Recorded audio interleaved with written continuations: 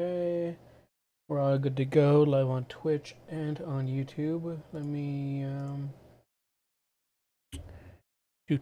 do.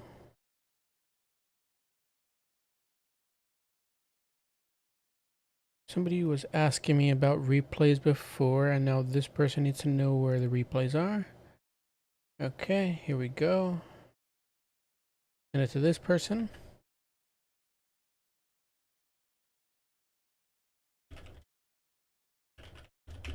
Typically be. Okay. Do.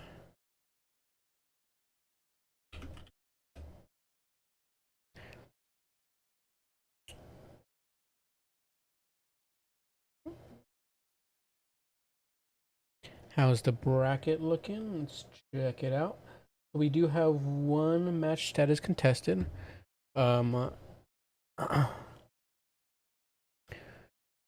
Let's see, what was their name here? Chosen? Yes. So Chosen has said that they had a crash. They believe that their opponent had just taken the lead and was holding all 3 points, and their reinforcements were out of position. Chosen's was. So I'd assume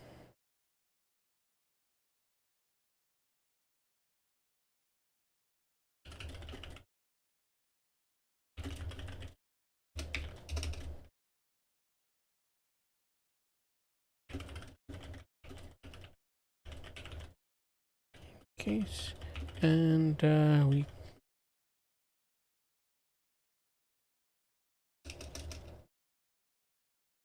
But I'll give him the win.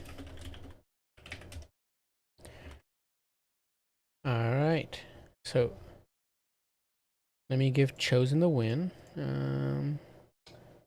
don't know why it's not signing me in. Oh, there we go. Content manager.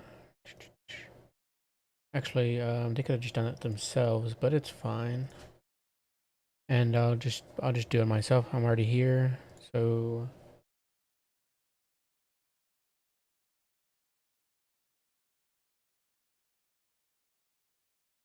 Alright. Yep, okay, they already did it. Sweet.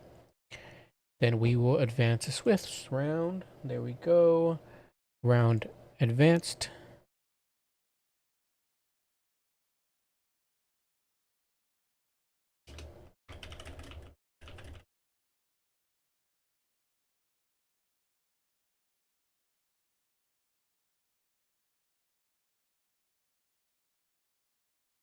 Let's see. Oh, next time I'll do an announcements tourneys.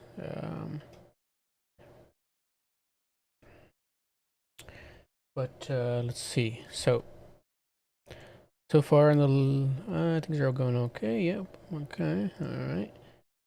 Let's find us a tournament to or match to join. Let me first let everybody know I'm gonna be live from now on. Okay. Copy that link.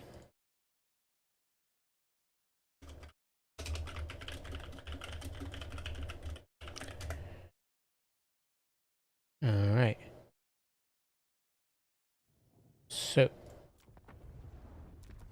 multiplayer battles. Here we go. Dom T. I'm assuming that's. Oops, not join code. What am I doing? Spectate. Here we go. Blocker up and browser.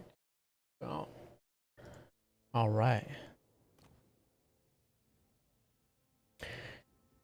So there's global bans in this tournament. There's only one announced at the very beginning of the tournament. Just so players can have their own agency as to what type of factions they want to play against. I know that I know that everybody's a new player, obviously. I mean, some may be a little bit more experienced than the others, but just a tiny bit. And it'll so it will benefit those players a little bit more than the newer players, considering they don't know what kind of factions they will struggle against.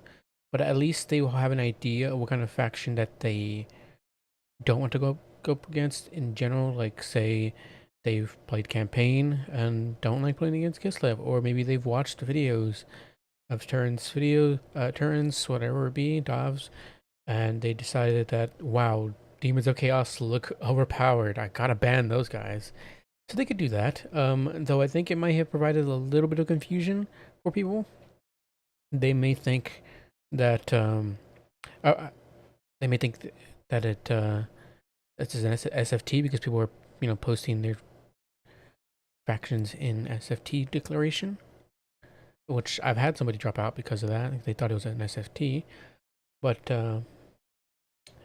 nonetheless, I think it is a good refresher from the typical SFT format. SFTs are played quite frequently now, and newer players are gonna eventually have to get used to global bans in either global bans or local bans in more competitive tournaments if they decide to go more competitive.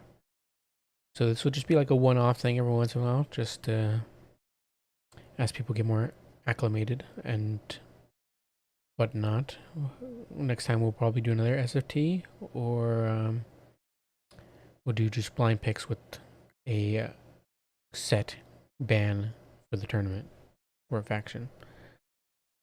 The reason I also like to give players agency as well is I really do not like banning an entire faction.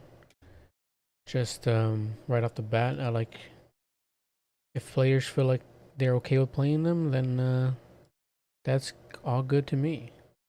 I much prefer it that way. Let me open up my Twitch chat as well on the off chance somebody is talking in there.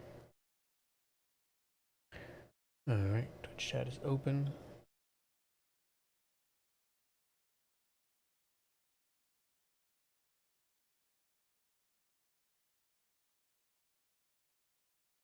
I should also put the Twitch chat link in. Actually, does this person have a... I just realized, does this person even have an opponent? I think they do. I don't see... What is this person's name on there again?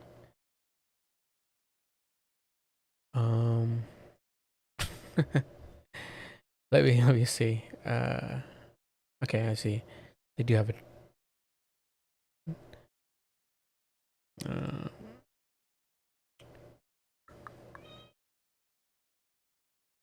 Okay, yeah. They're just waiting for their opponent now. I see.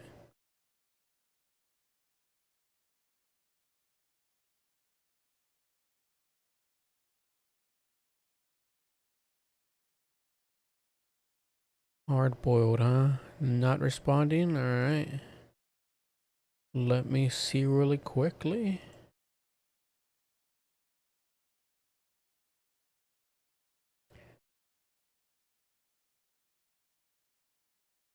Yeah, they played the first round, which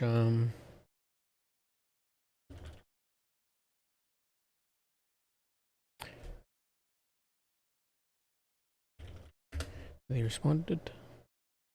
Unlimited diarrhea.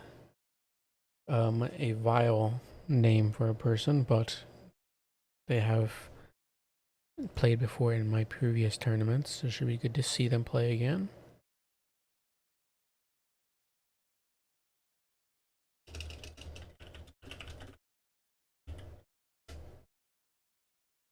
Alright, yes, here we go. We got hard boiled up against unlimited diarrhea. Or as they're called, fart joke on Total Tavern. Here we go.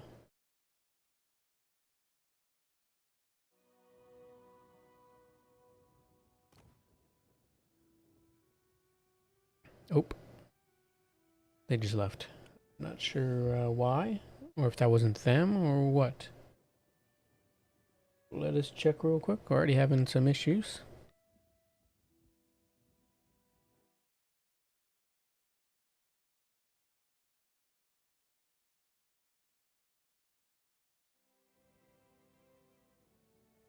Maybe that was a lone stranger Because Unlimited Area did say that the person responded, so we'll just wait a little bit. Might take some time. New player tournaments always have a little bit of downtime.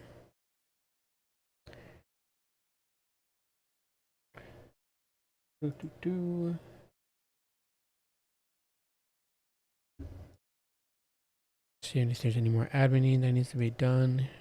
Check real quick.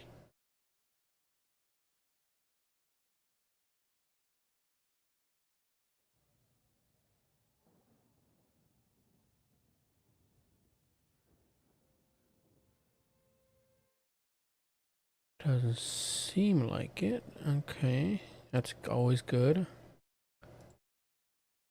All right, now they've joined. I don't know if that was, yeah, I wasn't checking to see who that player was that joined, so maybe that wasn't them. But now they're here. I don't know what factions people are playing quite yet. It is blind picks, so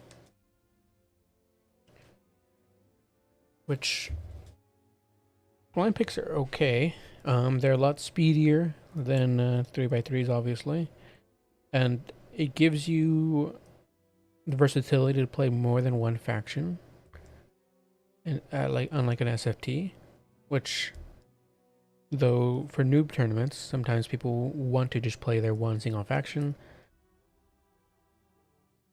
but at the same time, so many SFTs are constantly played that at this point, I think refreshing it up with blind picks and single global band isn't super oppressive and provides a bit of versatility to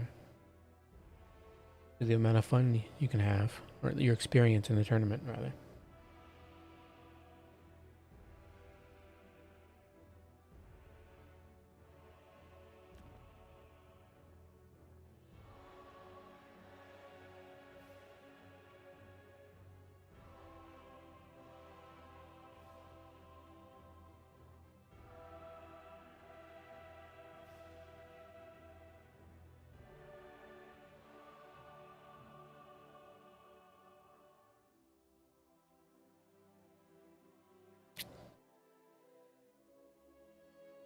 Wow, I have not had Starburst in a while, and they really, really do stick to your teeth. My God.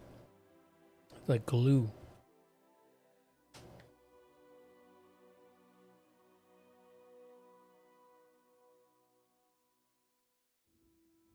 But aside from the single problem we had, things have been fairly alright in terms of problems. People had a lot of questions because they may have skimmed through the tournament description, or for whatever reason. Maybe it wasn't clear enough by my writing.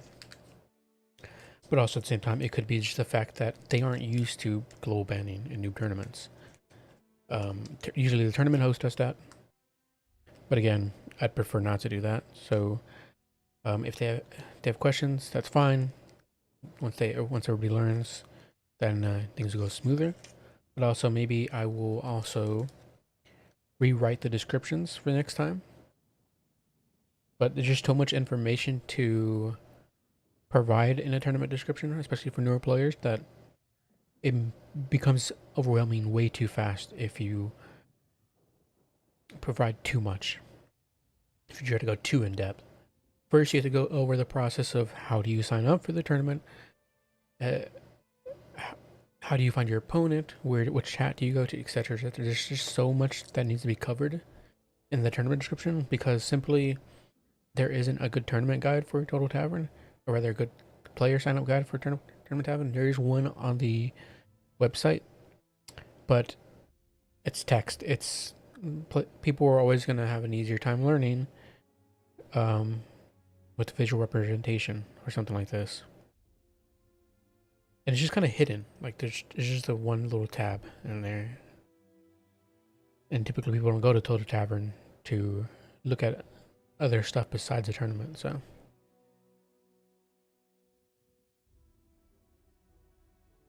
But it does look like we're gonna have a Beastmen versus Khorne matchup. Fun. Very, very fun. I got a direct message. 1 second.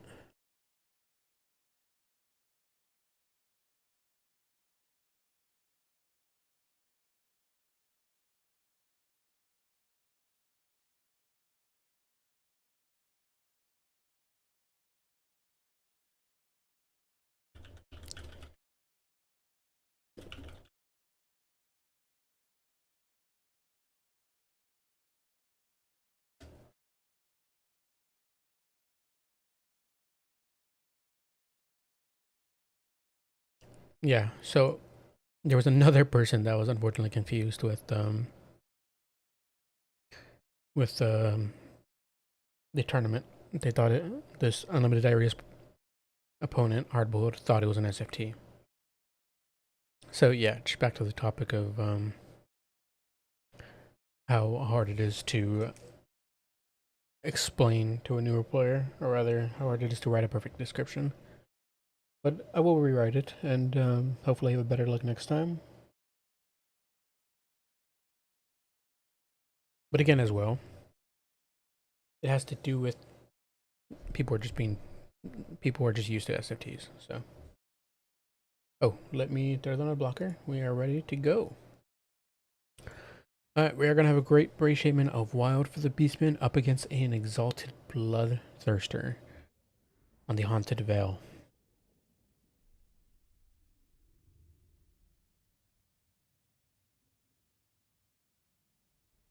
And I think we do see some Chosen for Khorne, which is pretty awesome.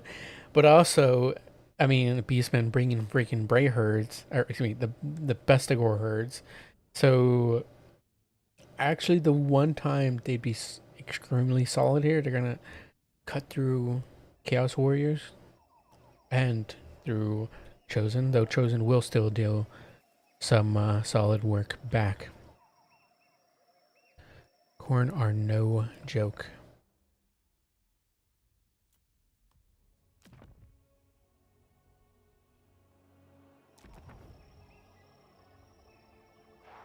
Alright, yes, for the Beastman side, we are going to have a great Bracement of Wild on a chariot with Forbidden Rod. He's got to stroke his Forbidden Rod with Traderkin and Savage Dominion for those Centaur summons. Centaurs, Cygor, I don't know what I was thinking there. Gorbel as well with Foe Seeker, and as of course Bloodgreed, and then Slaughterer's Call, providing that really nice stat buff for allies in range. Charge bonus, leadership, and melee attack. That's very, very nice. And then Banner of the Fallen Kings, providing some more stat buffs as well. 12%, both weapon damage versions. And then for the rest of the army, Bestigor Herds. Solid anti-large unit. The Gorbel is. We'll be able to deal with any Bloodthirsters, Cav, etc. For the Khorne side, we are going to have the Exalted Bloodthirster with Deathbringer. Going to have that weapon strength buff. Marauder Horsemen of Khorne, throwing axes with for the front line, or rather for the skirmishing side. Chaos Warriors for the front line, and Chosen of Khorne for the front line as well. Pretty freaking cool units. My favorite Chosen in the game, aside from Tzeentch. They're just so awesome. But right off the bat, oh, we also have the Destroyers of Durakwald, the Ungor Spearmen ROR. Right off the bat, they're going to get shot by Ungor, by them throwing axes, but we do have some Chaos Warhounds to screen them out in case. We also have the Blackhorns Ravagers as well. Right off the bat, we're going to have point 2 taken by the Beastmen. They're going to go for a point 2 direct approach and try to hold on to, I think, point 2 and point 1. Gonna have some sort of concoction casted here. Devolve, is it? Yes. Wait, is my tooltips not coming up? I do not know. But nonetheless, yes, that is a Traderkin, not Devolve. I don't know why I was thinking Devolve. Traderkin, a big old Traderkin hitting these Chaos Warriors and Chosen. There's a little bit of damage there. We had to have a Gorbel coming over to assist with that as well. Marauder throwing axes coming in, get a charge into the Younger Spearmen, though they were braced, I believe. They may have not been. They have moved a little bit, but they are getting run over now, thanks to the help of the Hounds of the Blood Hunt. We also do have some more Flesh Hounds summoned in as well. So those Ungor Spearmen are unfortunately going to be dead. We do have the Bestigors trading fairly well into the Chaos Warriors. These Chosen, however, are also going to trade decently into these Bestigor herd. Blackhorns Ravishers are doing okay against some Chaos Warriors, not too shabby. The Great Brave Shaman takes a nasty, nasty volley from those throwing axes to the face. That's not good. Oh no! If Unlimited Dryad gets there, okay, I don't think they're gonna get caught out there. Sweet. There was a very fine thread there that the Great British did not cross, where he could have got his life taken there, which would have been really unfortunate. But Great British aren't super expensive, so even if you lost them, you could have brought them back later on. It just would have been a very, very unfortunate loss. Point 1 is starting to go back into the hands of Khorne, though we do have the Butchers of Kalkengard coming over.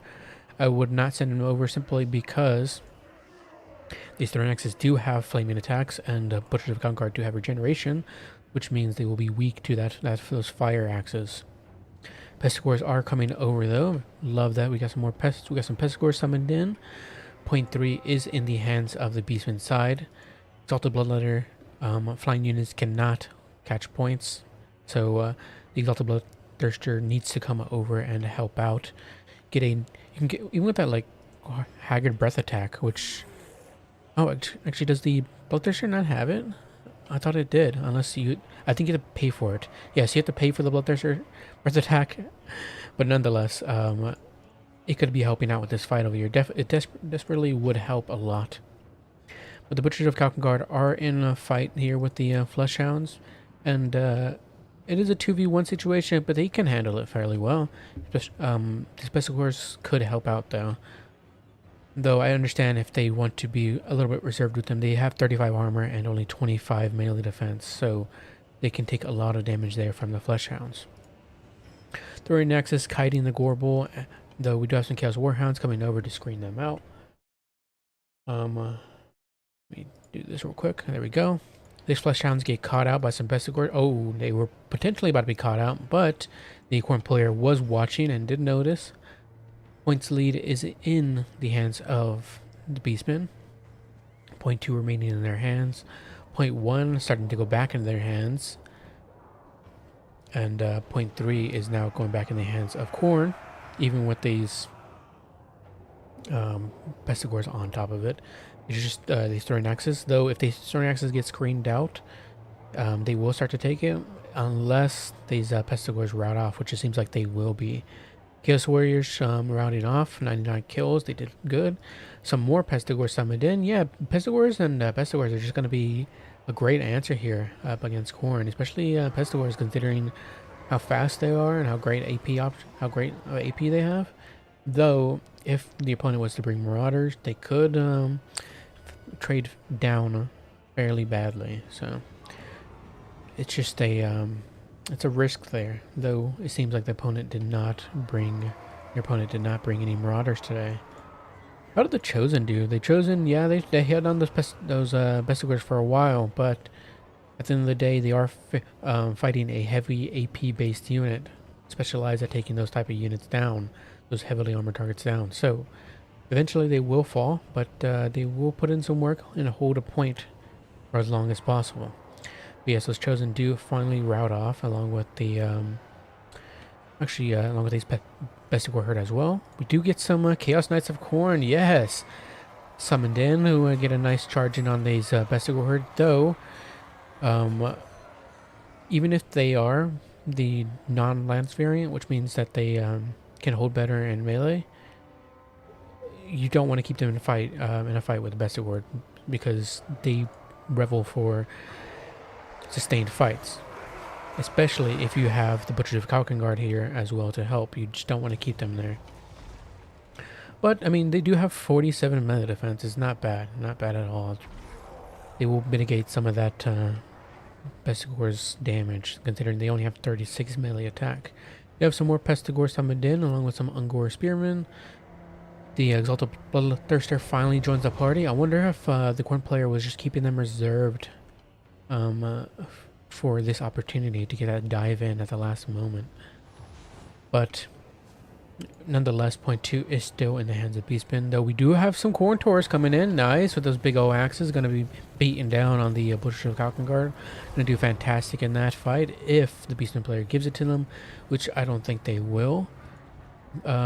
Hopefully, because Butchers will absolutely get slaughtered there, simply because of, again, their regeneration, and they are large targets. The Khorne Taurs do have bonus versus large. It is a 3-point cap for the Beastmen side. Lacking some points here for Khorne. They spent a lot on Chosen in the front in the first army, so and as well as Chaos Warriors. They didn't have any Marauders, I think. It seems like, yeah, they finally do have some Marauders summoned in, but that's what you need for that late for this type of situation. You need to just spamming out Marauders. Though I understand if it is if it if you feel that's not warranted here because simply there's so many Bestigors and Pestigors here. But nonetheless, you need something on the point. And Marauders was still... I'm not sure how the fight there would go with Pestigors and Marauders. I think eventually the Pestigors will win simply because of the poison, but we have to see. Exalted Bloodthirster is getting a nasty, nasty fight here with Gorbel, and Gorbel is also surrounded not only by the Chaos Knights, but also the Khorne. So Gorbel is definitely going to bow out here, unless the Exalted Bloodthirster kills him for good. Get a nasty recharge here by the Chaos Warhounds on these Chaos Knights. The Chaos Knights have taken quite a beating. They've been here for a while just throwing fists, and it shows 130 kills so far. Can't see the values for some reason right now, but yeah, they've done some good work, and they're going to bow out though, finally. That rear charge did not help at all. Throwing axes coming over, getting some volleys into the Minotaurs, possibly. Oh, we did have some Minotaurs with great weapons summoned in. Going to be fighting it out with their Khorne brothers. Do have the Hounds of the Blood Hunt as well summoned in. Khorne, Chaos Warriors, and Marauders coming over to point 2 finally. But yeah, it's a little too late here. It's just taking way too long to contest a point, and it would most likely go in the hands of Unlimited Diarrhea. But it was a good scrap. I love to see some Chosen. It was pretty cool seeing those guys. Same with the Chaos Warriors, though I do really think you needed to get that Exalted Bloodthirster in much sooner. What is hitting them right now? I can't even tell right now because of the highlight tooltip's not working, which is quite unfortunate because I really like to see what is hitting them. But nonetheless, it might just be a wait, where's the Braid Shaman at? Is Braid Shaman even here? I think the Braid Shaman got unsummoned, but nonetheless, that'll be the end for this match. Unfortunately, with the Khorne player, they will be getting very little points, and the Bray Herd will be winning.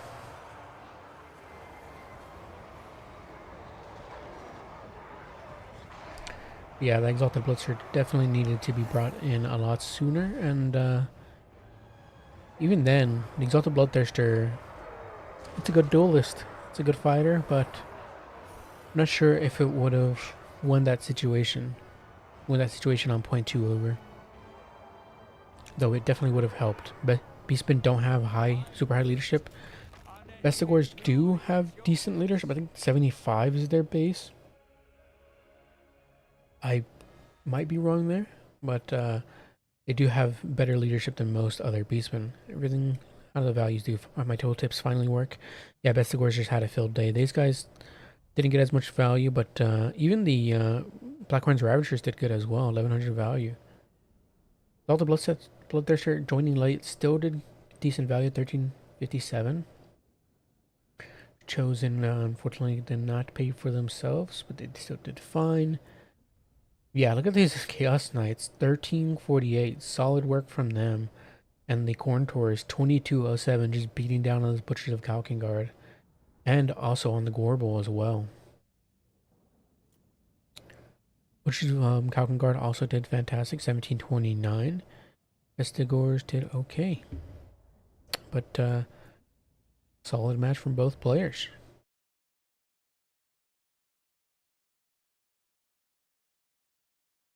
Let us check the bracket.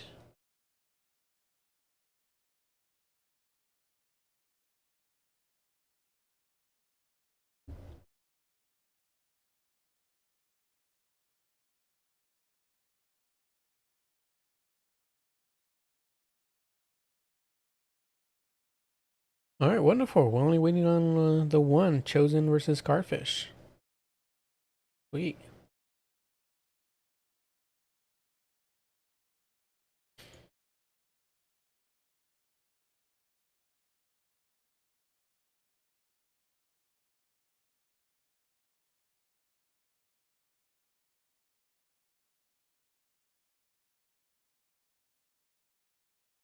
Let us see.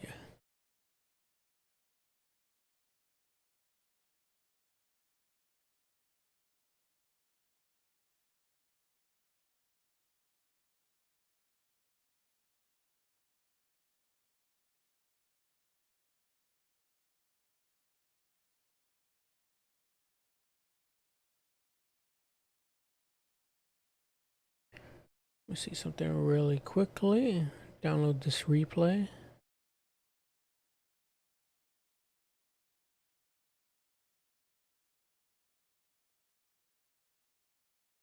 Let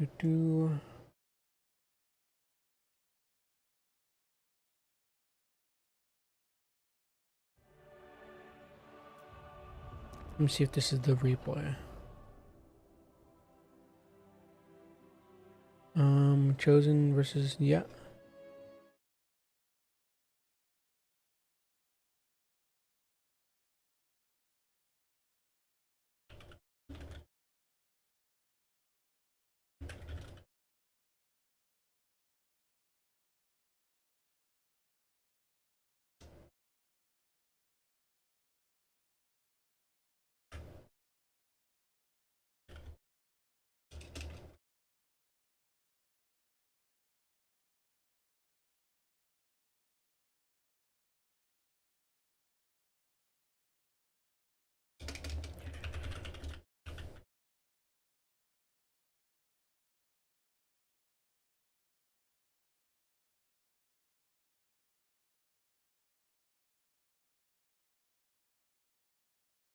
All right. One quick second here while I close this. Check the bracket one more time, see if that match is finished. If it isn't, I will check out this replay real quick. Yes, it is not finished yet. But their opponent was, or rather chosen, was confused whether or not confused. They were kind of certain that their opponent was in the lead before the crash happened. So let me speed it up real quick and see what the status of the game was like before the crash. So just so you can be certain that their opponent for sure won.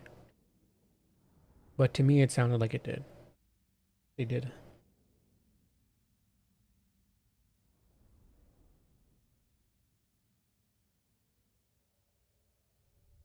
Let me turn off this real quick.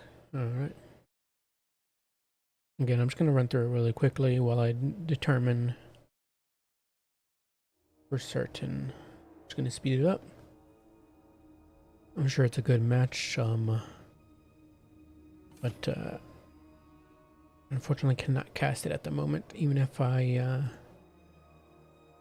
wanted to.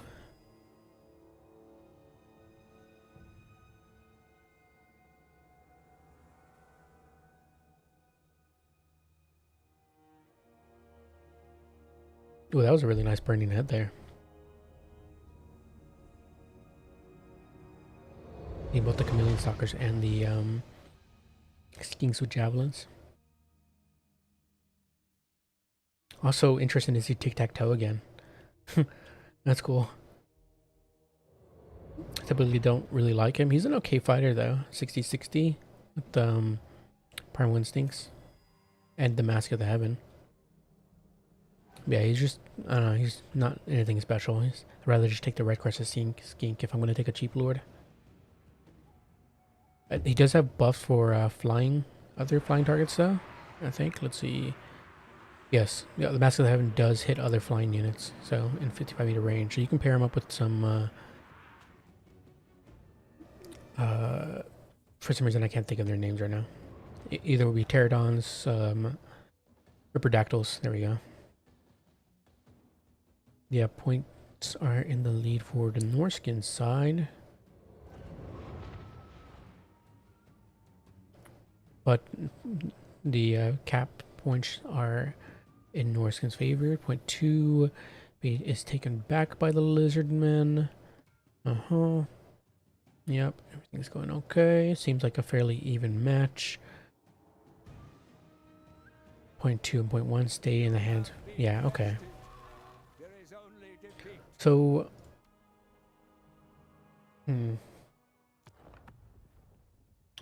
That is certainly a tough call. I would say I don't know. That is a really hard call simply because of how tight that like final score is, and the Lizardmen having those 3 points. Because at any point, Norsca could have taken those points back.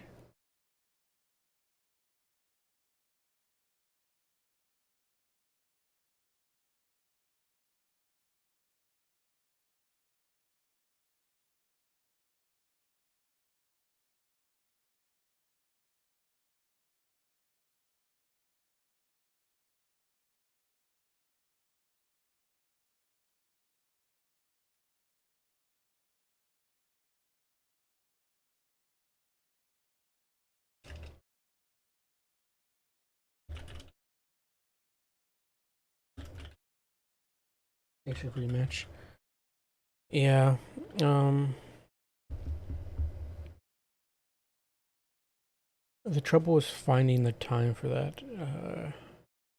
Because obviously something like that would slow down the tournament.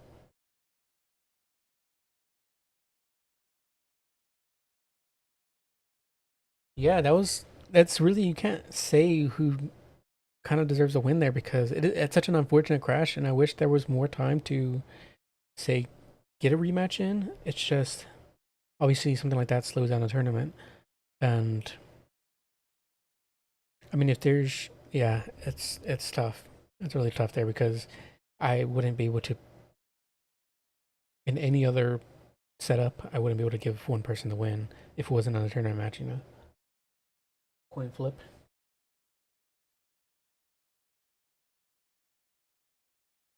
I suppose a coin flip could be all right if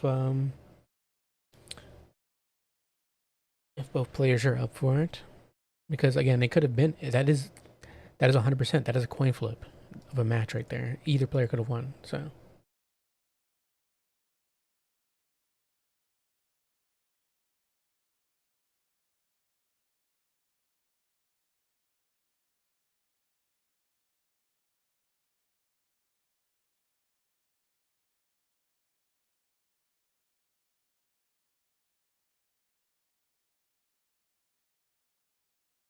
you should get a chance for round two. Yeah.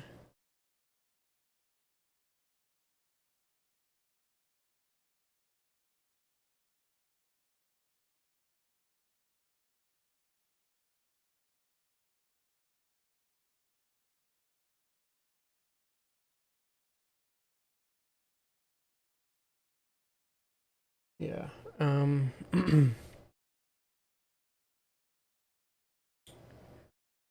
Nonetheless, we do have. Well, let me message them and see if they want to go with the coin flip or if they just want to leave it like that.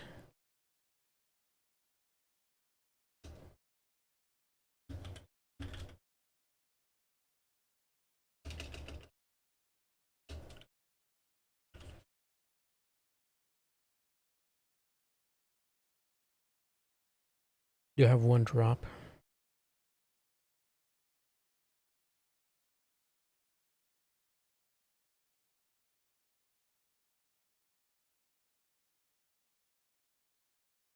Let's see, what was the person's name here on Discord? Um, doo -doo -doo.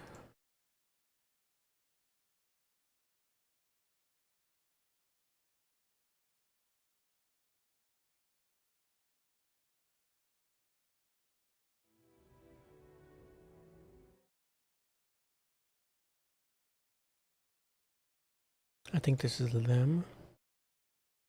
Doo -doo -doo.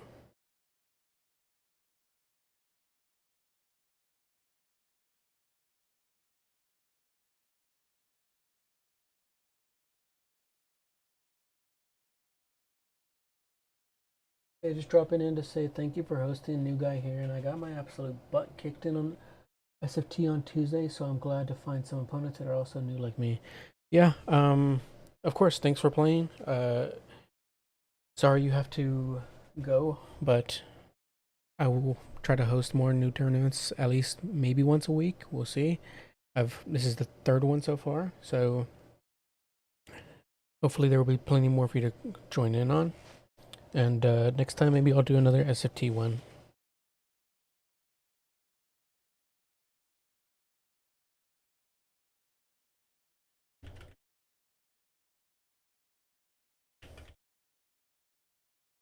Let me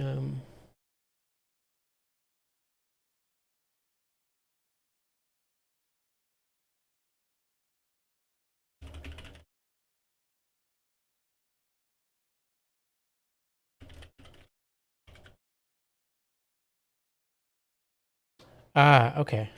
Okay, I understand now. Sorry, that was just like perfect timing. Somebody just sent me a message how they were dropping, so I didn't know if you were them or not. But yeah, thanks for hopping in.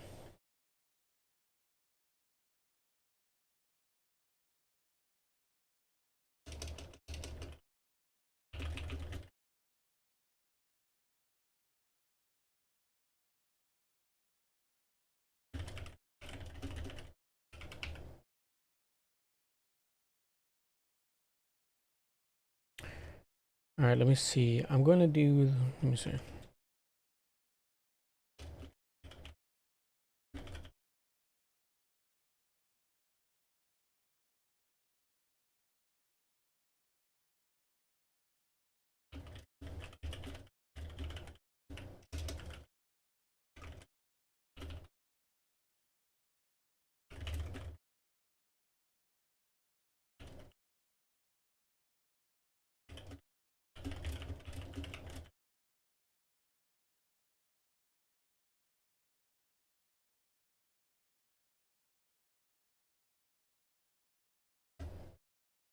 Yeah, no problem, Fish a lot. It's pretty fun hosting these new tournaments. Let's see real quick.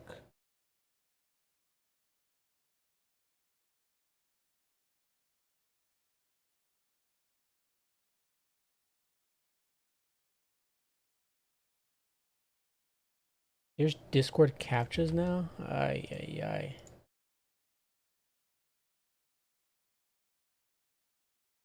I don't understand.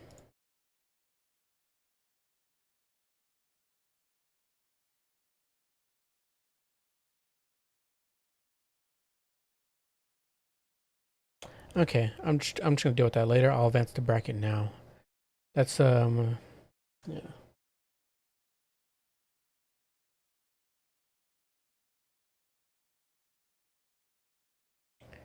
All right. All right. New player or players, you have your new matches. Let me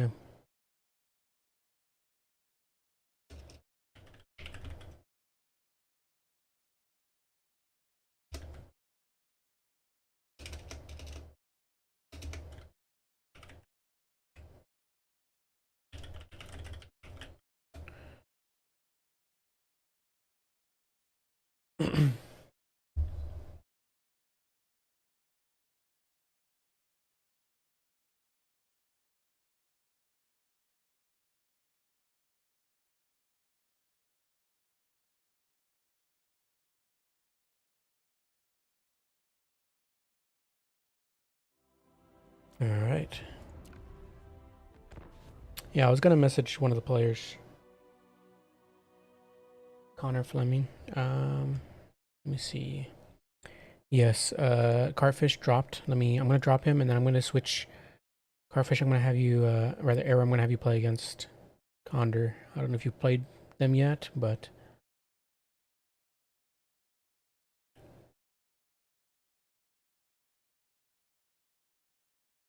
actually, here we go.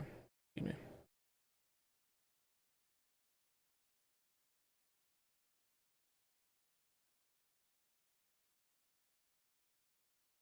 Yeah, Arrow and Condor. Yeah, Condor, just send Arrow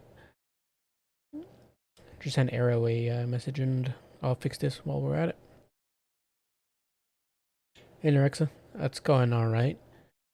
Not too shabby.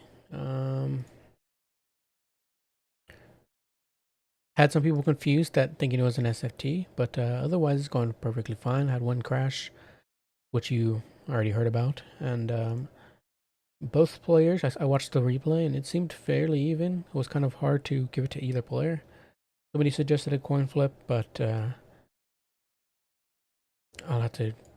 I mean, it's already kind of factored in. So, and one of the players decided to give it to the other one. So, I just left it as it is for now. But next time, I will definitely consider a coin flip. Let me fix this bracket real quick.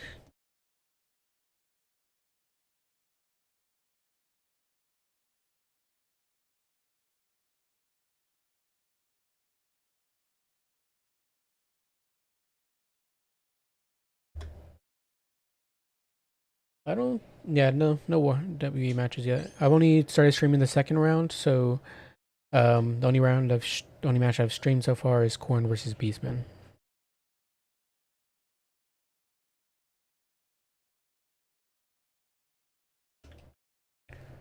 Let's see, what is their name on here? Condor. But if you do recognize any WE players in this tournament, I will watch one of their games because I do like Wood Elf matches a lot. They are very fun usually. All right.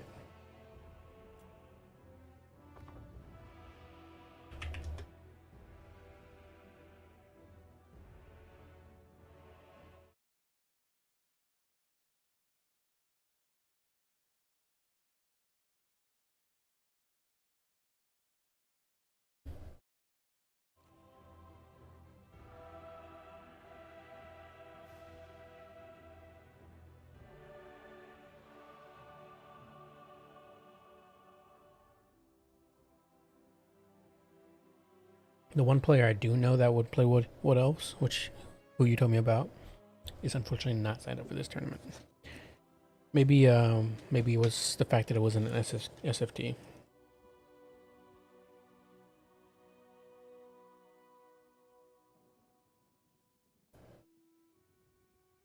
Unfortunately, we would have had a Coast player today, but they dropped. Which is always, I think Coast is also extremely fun to watch as well in Dom.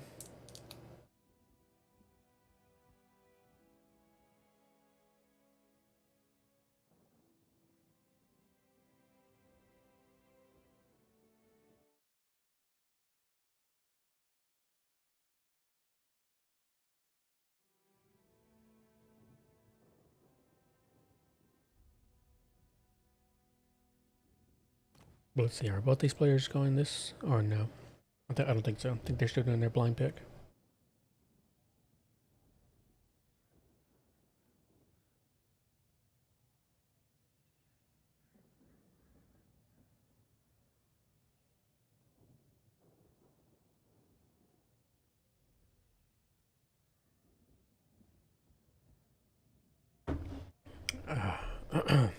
See if there's any admin needing to be done.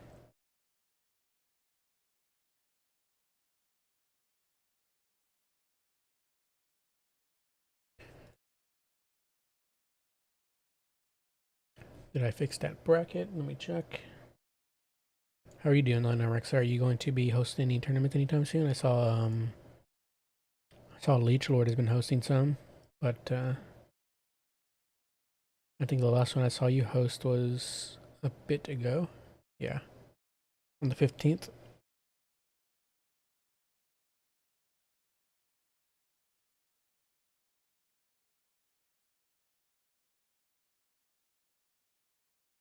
Let us see. Bracket, did I fix it? Yes, I did. Let me fix the other one real quick.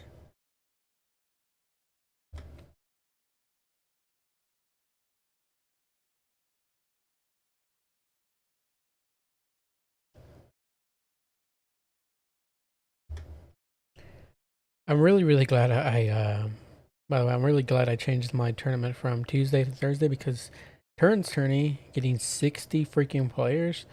I mean, I wish I was there to play in it, first of all, but I couldn't. But second of all, if I had hosted a noob tourney during that, it would have been awful. I probably would have gotten maybe 10 players. If that. Let me fix this bracket right here.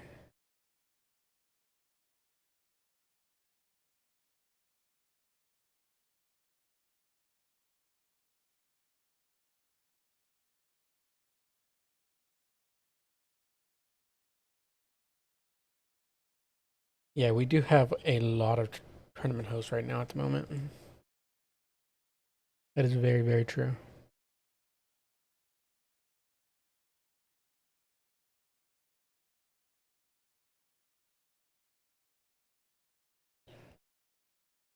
Yeah, because I mean, so far, let's see.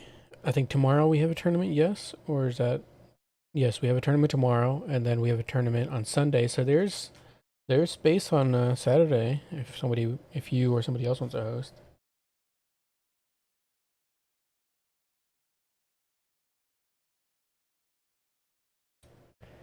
Hey, how's it going? Thanks for hopping in the stream.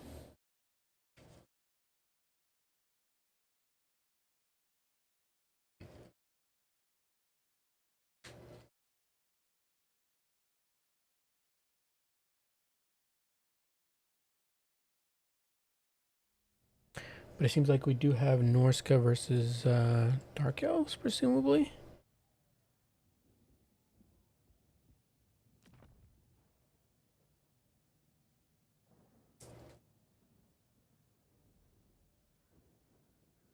Seems like it.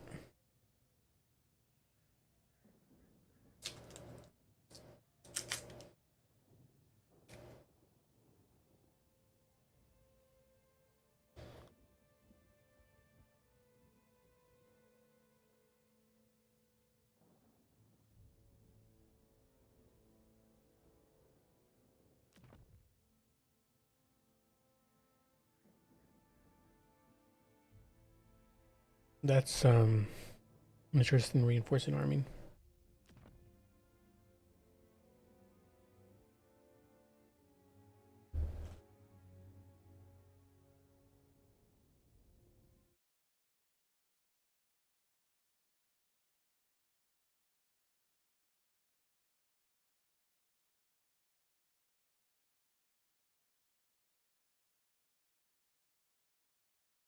Ah, okay. There we go. All right, so we do have Norsca, and we do have Wulfric, the Wanderer on Norsca. I'm guessing he's gonna be on horseback up against a Supreme Sorceress of Beasts on the Dark Elves. This is gonna be on Otsuchi Castle, which I think, yes, I have seen once in a replay. I haven't actually hosted a match on it yet, or a tournament on it yet, or a match on it yet. Blech, words hard. But it's a very, very cool map. I do like it. I do love this huge castle piece.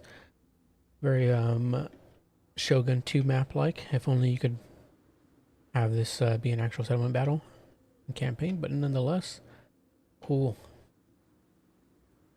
Also really love the, these patties right here. Pretty cool.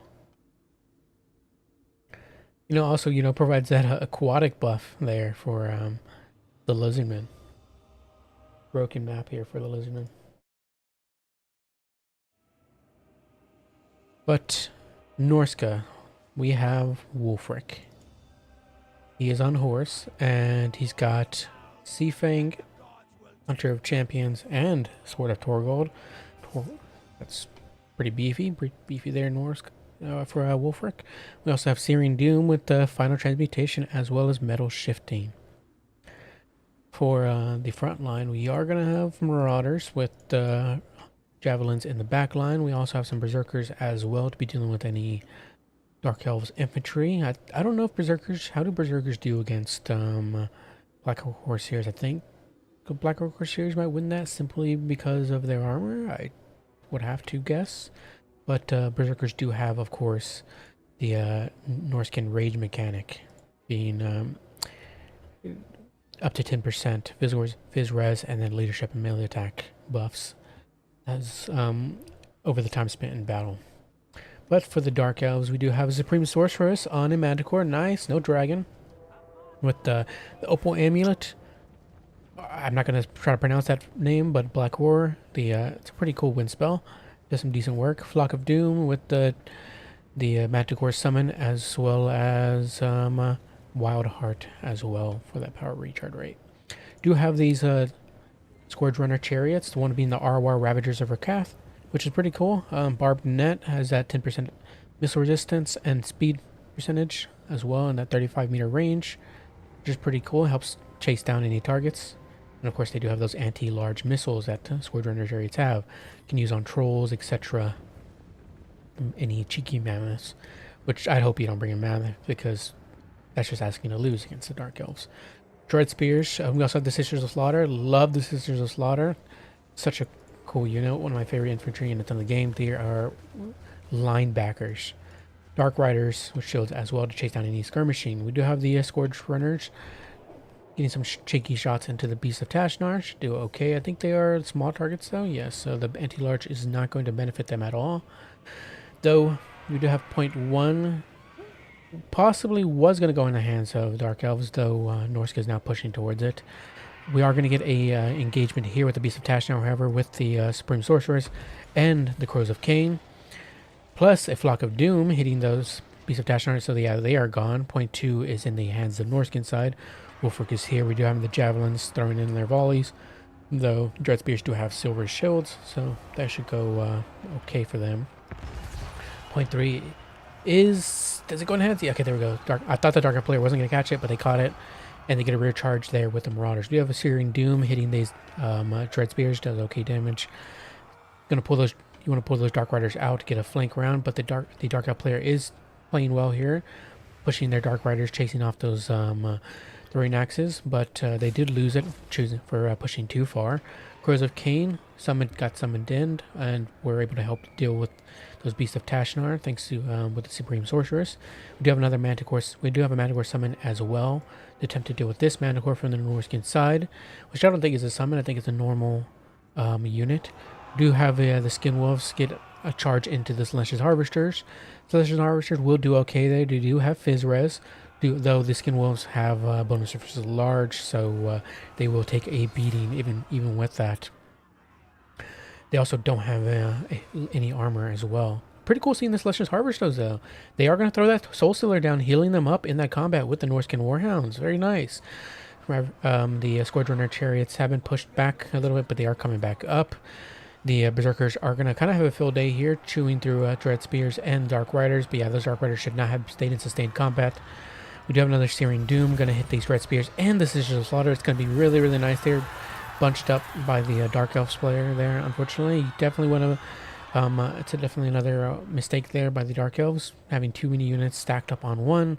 But point 2 is staying in the hands as well of the Norscan side. Point 1 is also in the hands of Norscan. We're going to have, what is this, a Black Horror? Yes, we are. Hitting the Sisters of Slaughter. Wait, what? This is some friendly fire we got going on here. This is not good at all. Oh no. That sucks, but you know, wasn't too bad at least. Though I think it's only a one-time use item. Yeah, which is really unfortunate. I don't know if it was a misclick. I'm assuming it was. Flock of Doom hitting these Javelins.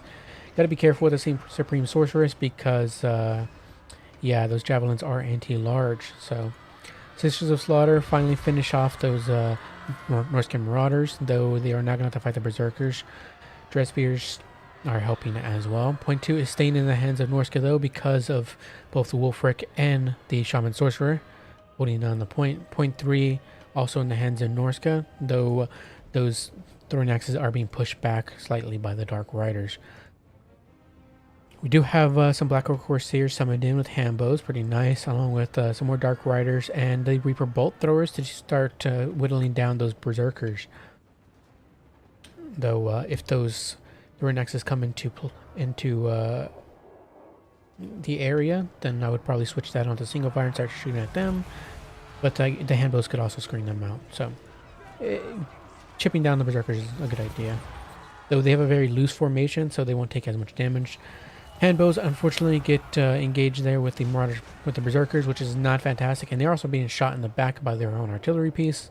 Not fantastic for them. Crows of Cain run off, though they've done okay. 42 kills, 500 value, not too shabby.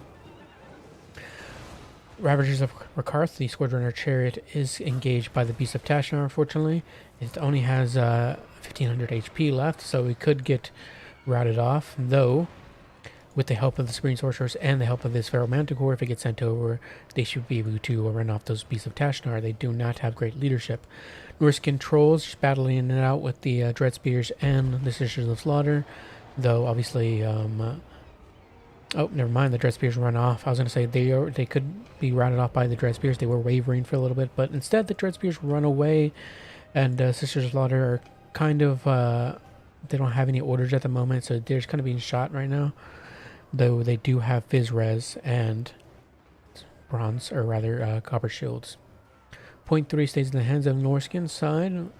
All 3 points, in fact, are in the Norscan side, though point 2 seems to be going more in the hands of the Dark Elves, thanks to the Slaanesh's Harvesters, which have gotten us around there on Wolfric.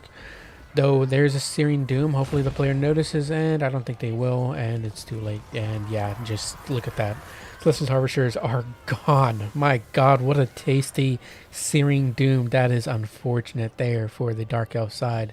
What is the value? They're looking like 1,000 value. That was juicy. But Skin Wolves coming over, chasing down the Scourge Runner chariots. They are out of ammo, but they can still be used as a chariot, so it might be worth summoning in something to try to save them. Black Orc Corsair summoned in as well, going to get some volley in there on the Skin Wolves. Though they do have Fizz Res as well, so plus regeneration, so they'll be fine. Handbows don't have the greatest DPS. Dark Riders continuing to chase off these throwing axes. We have the Berserkers coming over to solidify point 3. Do have some Witch Elves summoned in. Should do solid work into the Berserkers. Or they might be worth just sending over to point 2 to help deal with these Marauders. Sword Runner Chariots are still being chased off. Another Searing Doom. Is that an overcasted one, I think? Hitting that Witch Elves does a little work there. They might catch out the Skin Wolves, but they don't have the Rampage anymore, unfortunately. It seems like, unfortunately, the Supreme Sorceress has fallen to the Norscan Trolls. Unfortunately for her, she is now dead. But yes, the Witch Elves don't have a Rampage anymore, but the Skin Wolves are being caught out, and I don't know if the Norscan player has noticed.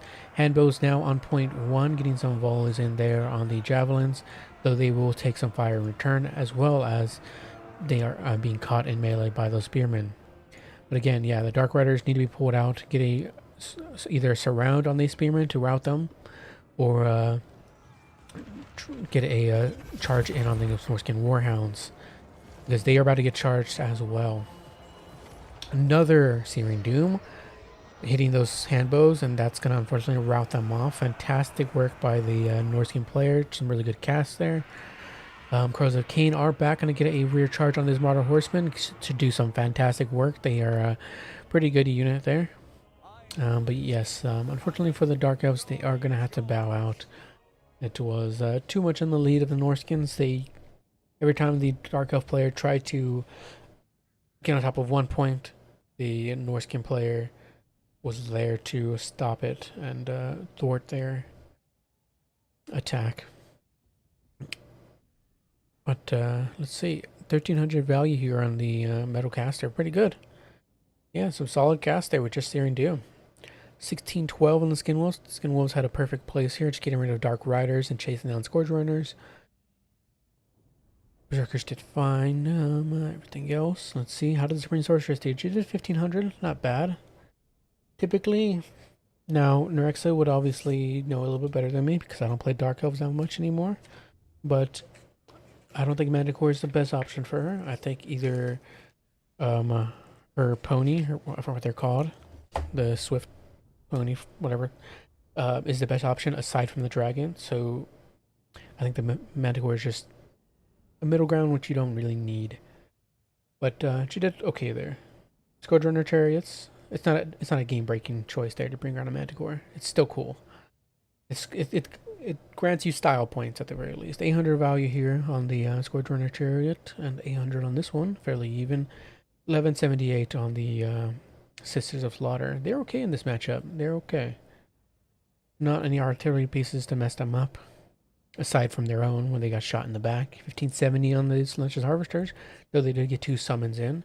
Yeah, those Code One Riders could have been handy there to deal with the Skin Wolves. They do have the armor to mitigate some of that Skin Wolf damage. Would have been a solid choice to bring those in. Crows of Cain were also great there. Helped rout off those Beasts of Tashnar. Crows of Cain in general will be fantastic for stopping any dogs from getting into your back line, because they can determine when the charge is going to, or when the fight is going to take place. So they can interrupt the charge of the hounds and get on top of them. Plus, they are very speedy as well. So, good choice there. Trolls, also cool. I initially thought these were Norscan ice trolls, but they weren't. They were just regular trolls, and they did good at 1068. I mean, they're the reason the Supreme Sorceress fell there in that battle. So, but solid match from both players.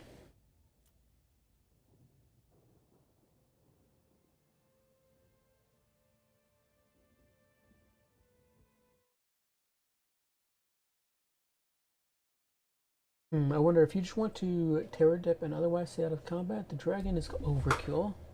So for a beastcaster, it is not that bad of a choice.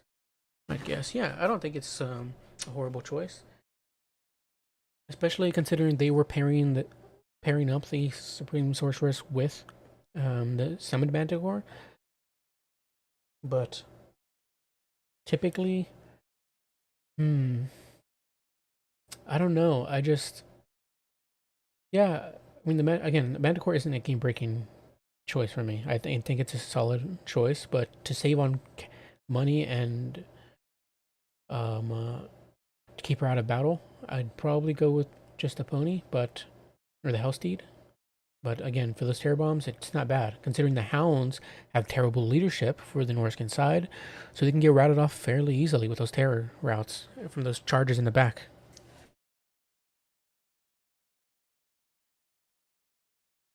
Three Khorne opponents in a row? Are you serious?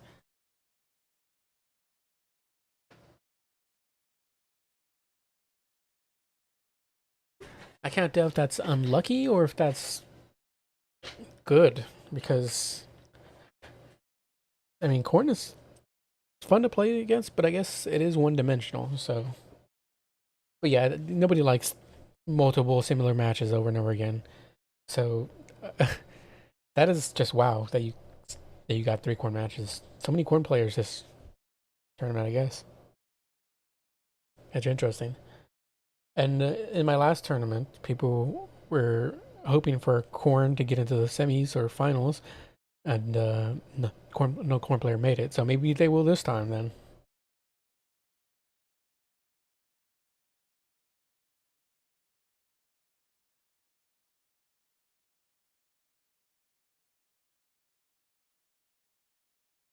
One, two, lost the last one.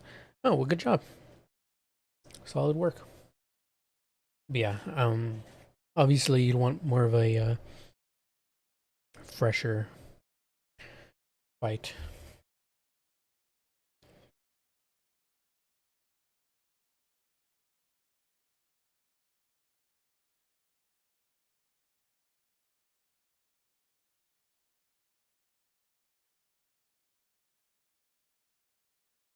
So far, um, I've seen from the replay that person who we just watched played Norskin twice. I saw one Lizardman in that replay as well. We've seen um, just now Dark Elves, and the match before that, what was it? I have terrible short-time memory, or just memory in general. Um, I literally Beastmen versus Khorne. Yeah, so we did see a Khorne matchup. We have seen Beastmen. So we've seen a decent amount of variety here.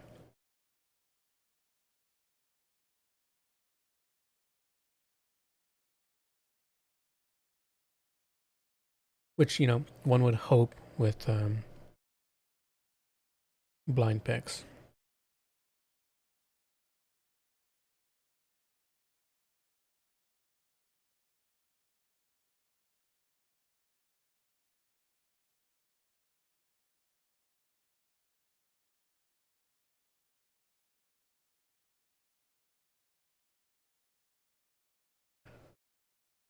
Oh, Frost just posted that Relics of War Gladius is free to grab right now. That's cool. Whoever doesn't have that, definitely grab it if you like 4 times games.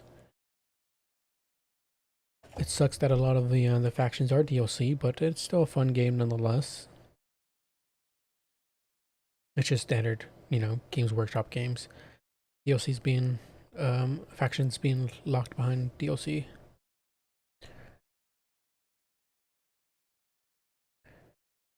See some admining real quick.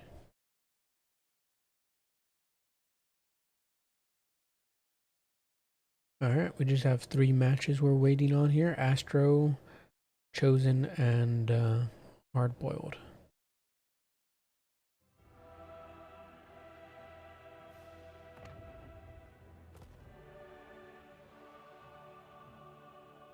But let's see, how much is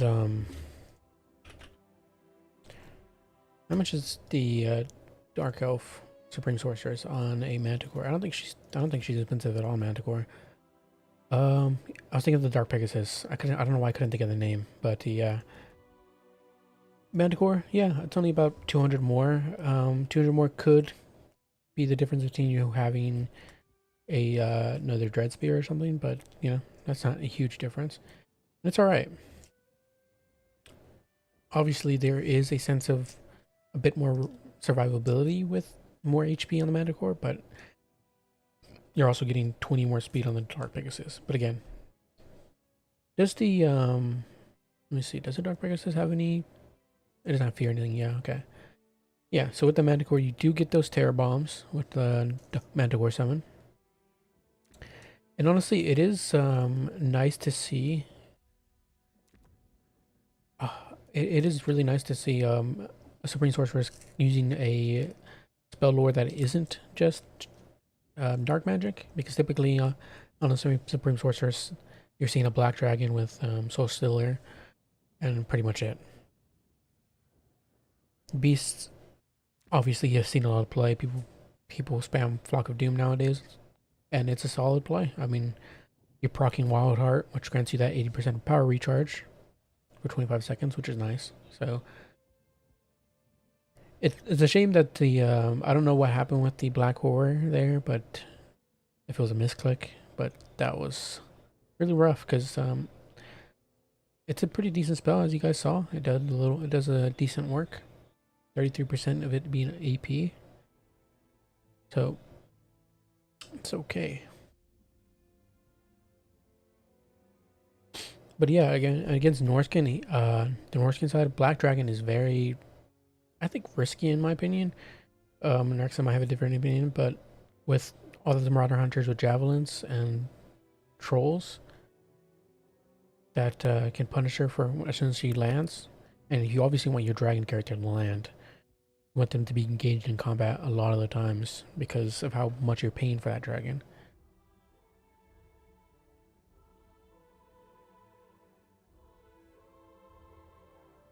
Just had a nice Wood Elves match with Norsca. Oh man, I should have casted your game.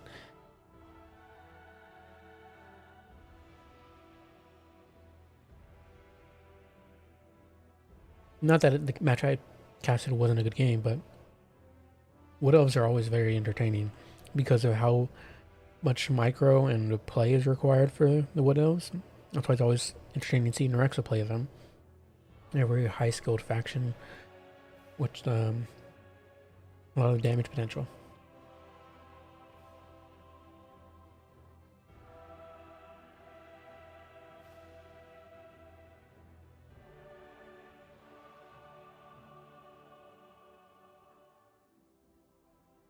Did you face a lot of Khorne as well, Fish a lot?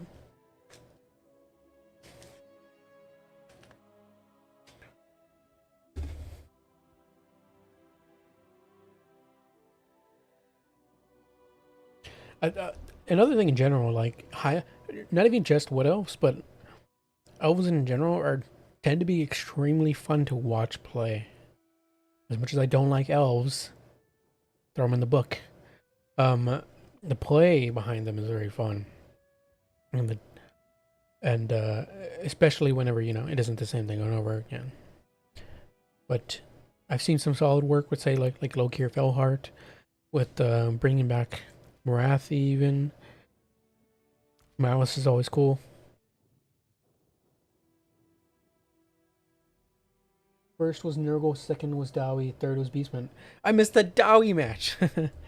did did you have a tough time there with the Dowie? I know you said you won, but or rather you said you got 2 wins and a loss. I don't know if that one loss was from the Dowie, but how did it go against the Dowie?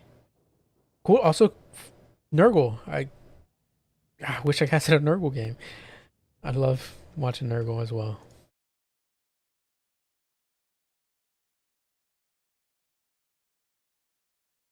That was the Nurgle Slaanesh matchup. Just played it. Yeah. How Fisher said, I would probably consider it Nurgle favorite, though. Obviously, Slaanesh has the speed over Nurgle. It's just the issue is that now with Pestigors,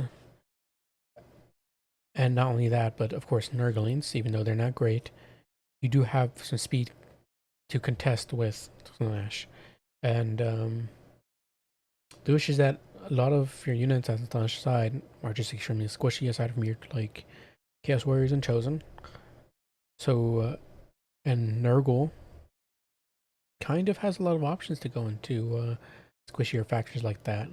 Plague Bearers do good work. Chaos Warriors obviously are fantastic. I just, especially with like say like the Soul Grinder, and the Soul Grinder for Slaanesh is okay. It does not compete against the Nurgle Soul Grinder, and the Nurgle Soul Grinder will do a lot of work into your say your Demonettes if you bring them. Just in general, your Slaanesh Chaos Warriors, anything you bring, Chaos Knights, Plague Bearer, or rather the Soul Grinder will do fantastic work into it.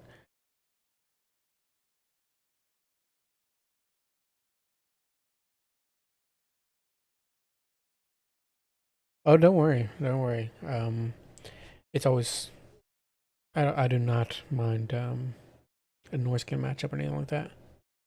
Norsca is cool as well. I do love me some Norsca. There's just some factions I love to cast. Let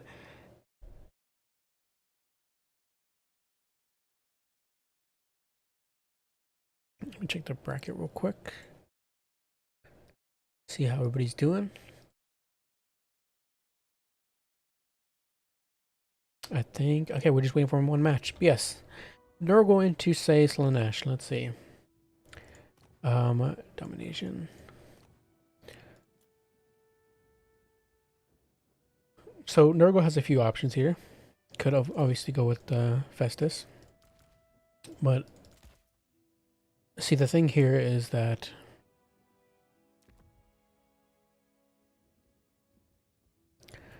one, Soul Grinder is fantastic, as I said. Chaos Knights do incredibly good work into Slaanesh, though they do obviously have their own options. If I was saying placing, I don't know why I opened that. If I was going with Slaanesh, some of your better options, definitely like as Sir Fisher said, the Eternal Entourage are great here. They will melt through Chaos Warriors of Nurgle, and same with Chaos Knights of Nurgle as well. Though obviously you don't want them to be getting hit by that charge. They do have a decent melee defense at 50, but 15 armor, they can take quite a beating with a charge from Chaos Knights, especially if they're the Lance variant. But if they do get the charge off, they will do fantastic work. Hell Scourges are okay there as well to deal with Pestigors. Well, actually not to do with Pestigors because Pestigors do have good solid AP. So if you're going to do a Mutalin with Pestigors, I think Hell Scourge Marauders would be good there. And as Nurgle side, I'd probably would bring a lot of Pestigors, Chaos Warriors, and Nurglings. So Hell Scourges will be able to help you win that fight with Pestigors. To deal with Chaos Warriors, you will obviously have, say, such thing as either Demonettes or Spawn are okay as well. Yeah, that's why I decided to change my decision. One, because you're going to be spending a lot, 900 for Hell Scourges, or 850 for the base variant. When instead, when they can be hit by Pestigors or any other, like say, Plague Drones as well, can get on top of your Chaos Warriors and do fantastic work. I think you're going to want to really invest in your speed here. So your more faster infantry would be your marauders, and not only that, your demonettes.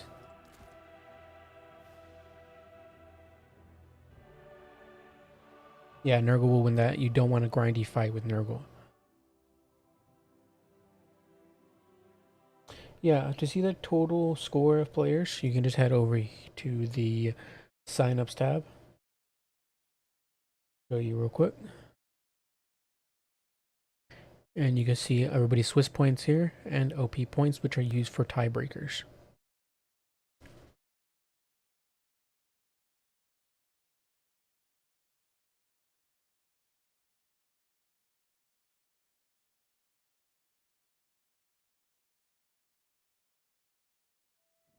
The cultist, yeah, cultist can do okay as well. Plus, you also have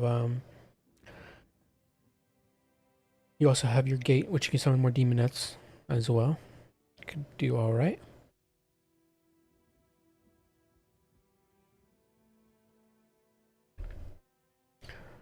As for the Lord options, you do have Azazel. He's all right, but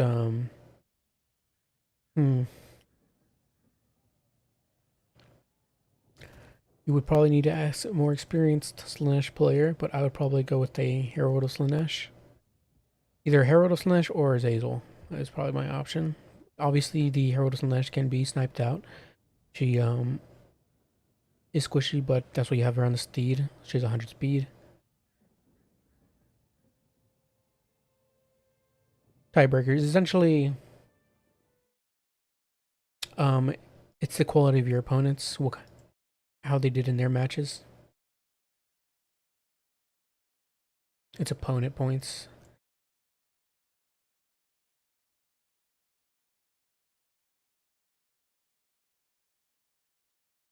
So say right now for Arrow, let's see, where's Arrow at? Arrow has not lost any of their matches, I believe. Yes, so they have 0 OP points. So it's for how many points somebody's lost, how many points your opponent has lost, how many matches, or I think right, it's like I forgot what the actual value is per loss or something like that, but it's a tiebreaker. Somebody who else would have to go into it. Norsca is here. They can explain it as well. I forgot the actual details of it, but it's based off of how your opponents do. Now tiebreakers, again, they really only come into factor whenever, say, if you have 6 players all with 3 somehow, or you have 5, you would need to obviously whittle it down to 4 players. So you go with whoever has the most tiebreaker points.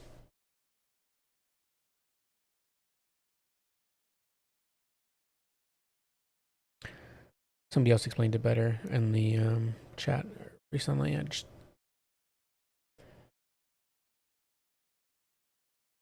Yes, you get okay. There we go. You get more opponent OP points, the better your opponent does. There we go.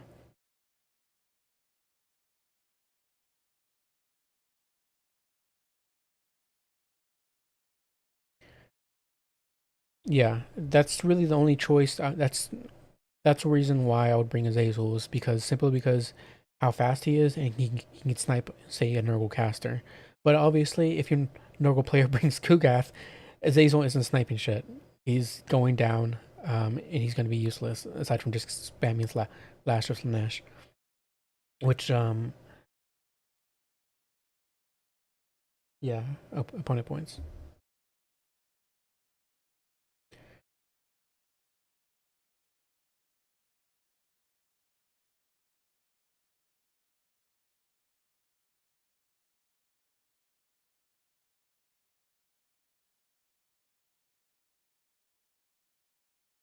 You can know if people are guaranteed top 4 already from OP points.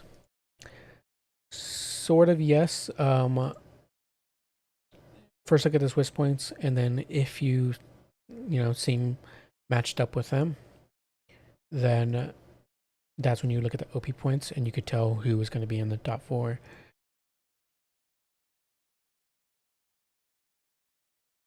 by round 3 or 4, rather, excuse me, by round 3, you can tell pretty much if, depending on how your opponents are doing, how your past opponents have been doing, if you're going to be going up in the tiebreaker points or be able to be in the finals. But yeah, the points are pretty close at the moment, so.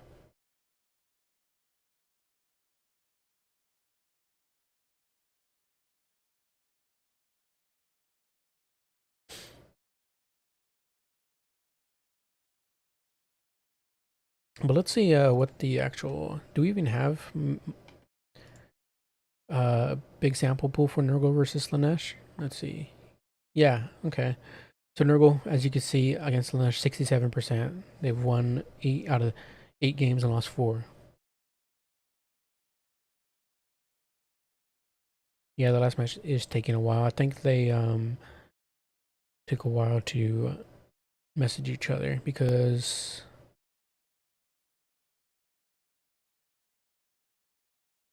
Oh, I misspelled Talon Krager.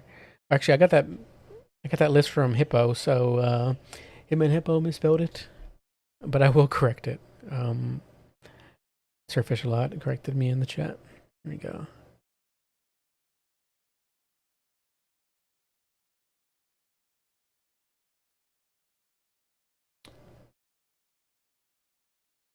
But yeah, that doesn't mean anyway that Slaanesh doesn't have options here. Obviously, as you can see, 67% isn't a dominant win percentage. It's just above even, so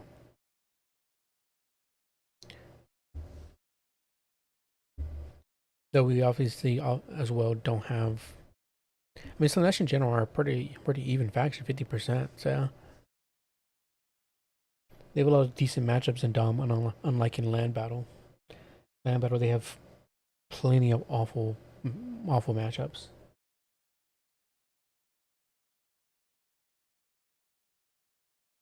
Also versus Beastmen. I actually beat both Nurgle and Dowie. Oh, nice. What were you playing, Fish a lot? Was it the same? Were you playing the same faction in all of those, or were you playing different ones?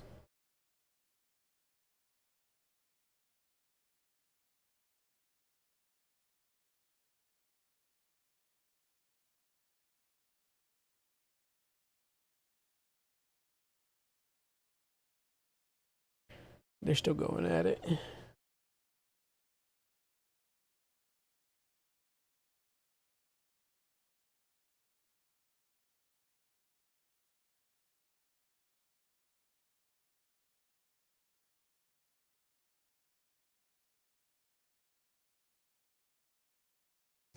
Slaanesh all the way, eh? There you go. Bringing up that,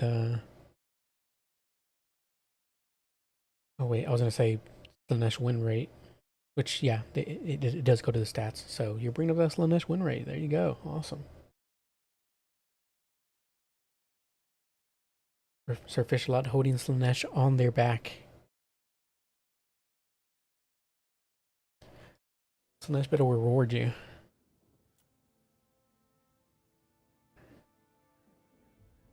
It just finished? Awesome.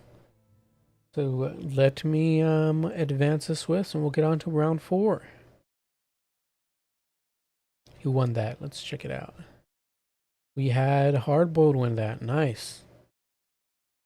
Alright, we'll advance the Swiss and everybody, you can go find your opponents now. Round 4 is up.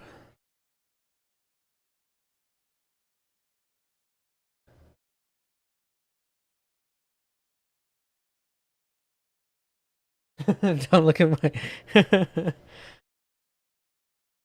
That's why I don't look at mine nowadays.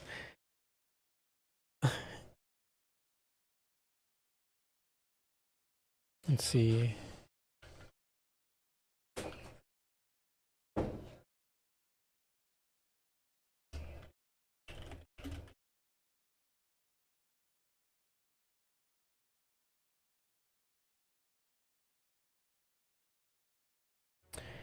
Alright, let me hop out of this. The tournament doesn't affect your position on the leaderboard.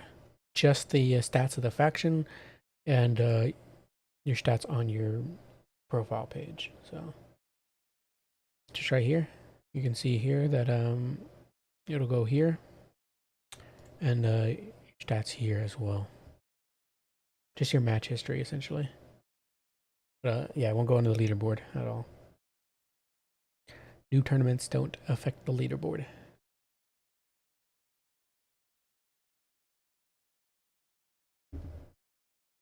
But all right, let's find a match to hop in on. Who have we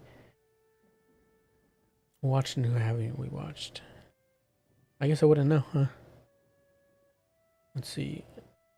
Check out this one real quick. See who's in this one.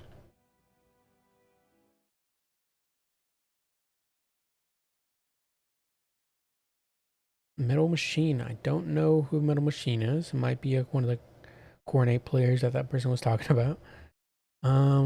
Let's check the actual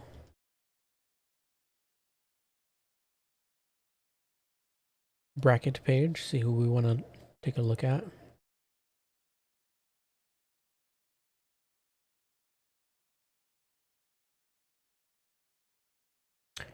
Have I actually casted a Surface Lot game today? I don't think I have.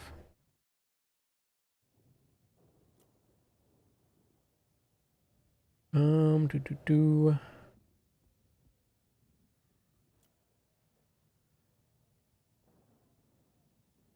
Khorne versus Slaanesh. Okay.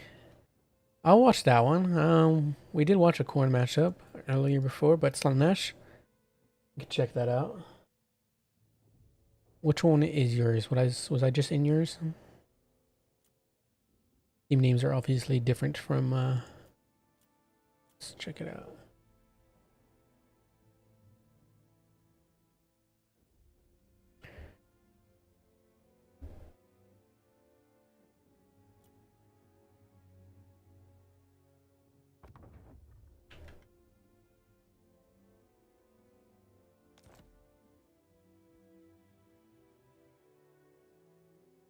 There's Norsca versus Dark Elves or from earlier.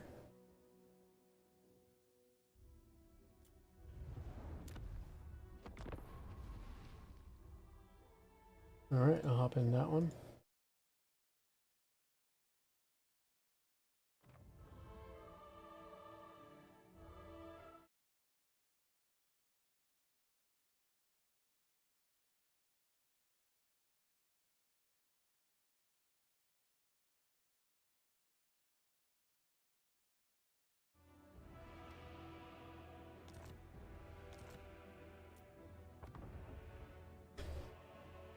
Do love me some Slaanesh, so let's check it out.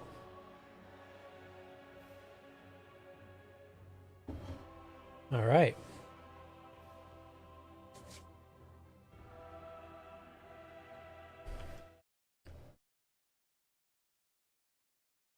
If there's any adminning needing to be done, it seems like no. Awesome.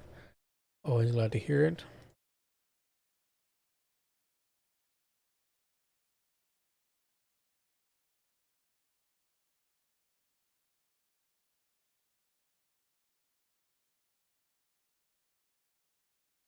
What was the Khorne versus Slaanesh win rate here on Total Tavern? Let's see. For Khorne against Slaanesh, they are 33%. They have a 33% win rate against them, but it's only 2 out of 4, 2 to 4 rather. So very small sample pool.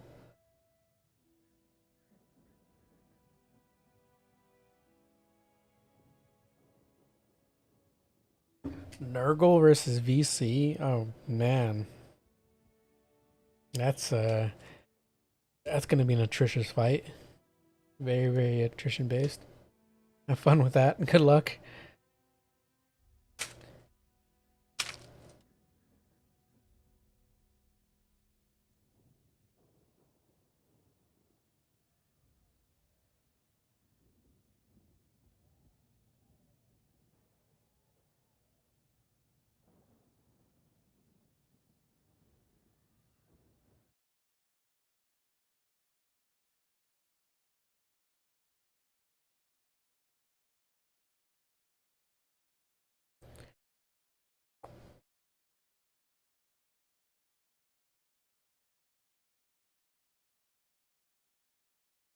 Let me see. Let me change that spelling error in my list of maps.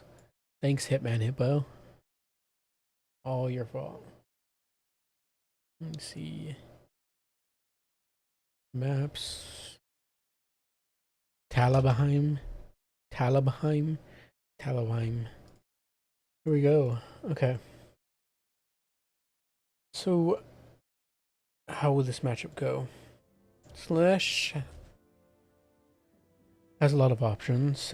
Into Khorne, they can go very infantry heavy, just like they would expect Khorne to, but they could also...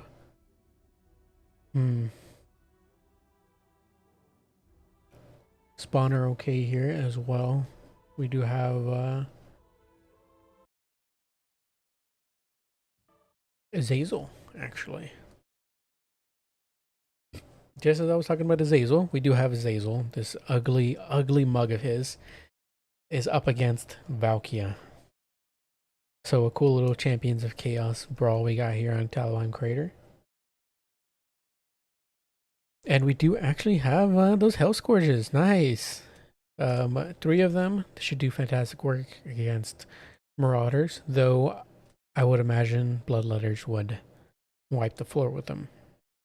Though those whips do have decent damage on them, so they could do some work back into the Bloodletters. They will just lose eventually.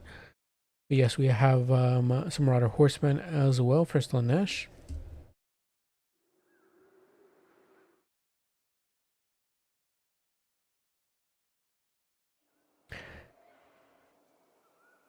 Dude, does she? I've never actually seen them fight, but I could imagine that, considering Valkia is, obviously a specialized anti-large character.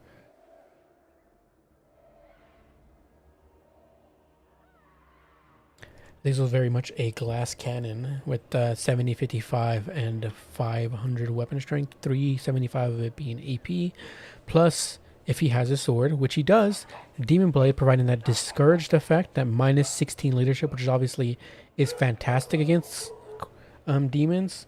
If you can put them into demonic instability with that, that would be fantastic. It could help a lot. But yeah, I'm providing that 25% weapon strength bonus, which is pretty nice. We also have Lash as well, which is a great little wind spell, a breath spell. Has some good AP on it. We do have, yes, those Marauders of Khorne with... is it just a base Marauders of Khorne? Yes, we have some Spearmen. We have some Hell Scourges as well with those Chaos Warriors of Hell Scourges. And then those are Marauder Horsemen for those magic volleys. Pretty good work there. Could do some decent work. Bringers of Beguilement. Fantastic is our war unit. One of the best units on the Slaanesh roster. They do really, really good work. For Khorne, we are going to have Valkia the Bloody with Spear of Sleipnir and Demon Shield, of course. The two, her base kit as per usual. Cultist with Gate of Khorne. And is it going to be on foot? Yes, it is going to be on foot. So double Cultist. So should do fantastic in this matchup. We do have some Marauders dual weapons with the Bloodletters for that magic bonus for infantry AP. For the skirmishing side, we are going to have some Horsemen of Khorne with those throwing axes. So, see how this goes. But yeah, stat-wise, Azazel does have more HP. He has better, he is faster, better leadership. He does have more weapon strength as well, and more melee attack. Plus, of course, his Demon Blade. Valkia has no buffs on her aside from just her frenzy. She does have Demon Shield, which will help her in that fight for 13 seconds, which obviously could mean the difference between a fight. But nonetheless, we're going to get to these points here. Point 3, going in the hands, going to be going in the hands of Khorne. They have those fast throwing axes to get on top of there. Azazel's going to come over here, get a few hits in on those horsemen, scare them off. Point 1 is going to be in the hands of Slaanesh, thanks to those horsemen as well. But Yeah, point 2. Kind of hard to see this marker with this tower here, which is unfortunate, but point 2 will be going in the hands of Khorne, unless Slaanesh has something to say about it. They are getting the infantry on the point. Having some skirmishing going back and forth, going a little bit better for the Slaanesh side. Those throwing axes are beat up quite a bit. Delvalkia is coming over and getting blocked up by her own throwing axes. Point 2 does go in the hands of Khorne, though we do have some more Chaos Warriors coming over to help out. Horsemen coming around the flank and be able to get some volleys into the back of those Chaos Warriors if they so choose. These throwing axes run off, which is fantastic. Valkia and Azazel are going to get another little fight in, but that demon shield is popped, and Azazel is going to say nope to that and get out of there. We do have those Chaos Warriors, Hell Scourges, dueling with those Bloodletters. Should be a pretty atrocious fight. We do have the Chaos Furies of Khorne coming in and get on top of those Bringers of Galment. Those Bringers of Galment will take some damage, but those Chaos Furies, as you can see, are being massacred, and they are hit by that Charmed, reducing their melee attack to 28. Lash with Lash goes vertically and hits those Bloodletters. Would have obviously been better against something like this, more bunched up, but nonetheless, it doesn't matter. Valkia is just in here fighting with the Bringers of Galment and Azazel along with the Minotaurs. This Valkia and the Minotaurs are being hit by that Charmed effect, which is helping a lot, but yeah, those Bringers of Galment are taking a beating right now. Those Minotaurs are doing fantastic work against them with that bonus versus infantry. They are absolutely taking them apart. Horsemen being chased off by these throwing axes, though we have the Eternal Entourage coming over. Going to get a fear route on them possibly, or rather just a normal route on them. Another lash hitting those Bloodletters. This fight is going in the way of Khorne, as in Bringers of Galment are leaving, or really low, and might end up going to instability soon, and Azazel is having to dip out of it as well. Though we do have the Eternal Entourage coming over to help out. They should do great work here against the Chaos Furies and the Marauders. But yeah, those Chaos Furies really got saved there with the help of those Minotaurs, otherwise it would have been gone. Not that it would have been a huge loss, obviously, but the Hell Scourges finally get finished off, thanks to the help of the Cultist and presumably some other things as well. Hell Scourges still holding off the Bloodletters. Nice. Yeah, as I said, that was going to be a pretty atrocious fight there. The Hell Scourges have fantastic melee defense at 54. So even with that bonus for infantry from the Bloodletters, they will hold for quite a while and put in some damage. Horsemen routed off completely. Azazel is trying to dip out of there, but the Chaos Furies are tying him down along with the help of the Minotaurs, though he does finally slip out of there. Bloodletter summoned in, going to tie down these Hell Scourges, stop them from getting to the point. Well played there by Khorne.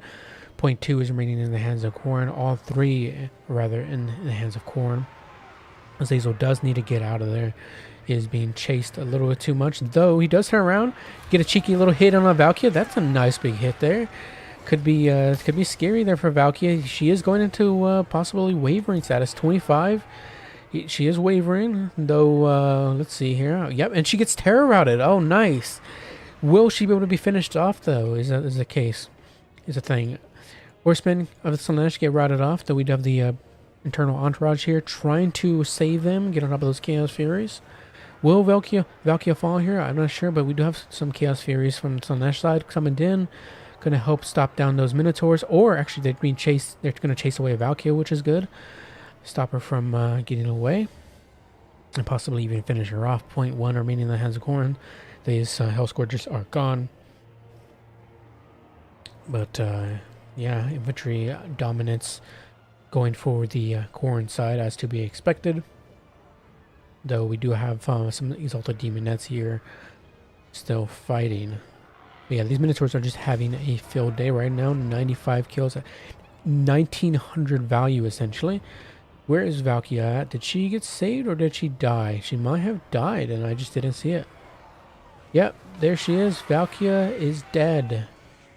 Really good catch there for Slaanesh side. Valkia isn't super expensive, but she is a very big centerpiece there for a centerpiece, but she is a very valuable piece there for Khorne side. Cultists are still up, though without Valkia, now Slaanesh can, or rather Azazel can do some hunting. He can get some cheeky hits in on the Cultist and get rid of them, though their value and their summons are have been used. So if they are lost, they it won't be too big of a deal. They do have encourage, I believe, just like any other hero unit. So they would be providing a little bit of a leadership buff. Lash of Slaanesh hitting these blood letters. Yeah, as you can see, they do have that encourage, so they do provide a little bit of leadership buff to the units around them. But yeah, this cultist does get routed off and broken by Azazel. He does fantastic work there. Little fast little glass cannon there. And Eternal Entourage is coming over to help out, or rather finish off these infantry units from Marauder for the Khorne side. We also have some Hellstriders coming over to point 3 to try to cap it. I think the Khorne player saw that and was trying to send infantry units over there, but they are routing now. Another lash hitting these blood letters does okay work. Wonder if slicing shards would have been okay there, but I think a lot of it, I think it's fairly expensive and it would have been fairly risky. So lash is perfectly fine as is. But yes, Valkia is summoned back. As I said, she isn't super expensive, so she can be brought back fairly easily with a little bit of saving up. Point 1 is starting to go back in the hands of Slaanesh. Nice. We do have some... the Princess Perfection. The Devoted Marauders are a war. They do have that Sulfuric Musk, running that melee stat debuff, plus Perfect Vigor. So they are pretty good there. Plus, of course, ITP from their mark. So, great unit there. But yeah, point 1 is going to start going in the hands of Slaanesh. Though I want to keep those Princess of Perfection on the point. Watch out. And also get that rear charge with those Chaos Furies to help out with getting rid of those Marauders. The faster you can capture that point, the better. Because Khorne does have a major point lead here at 1091 to 143. A little bit of lag coming in here, which is unfortunate. Hopefully it doesn't stick around for too long. But point 3 does go in the hands of Slaanesh.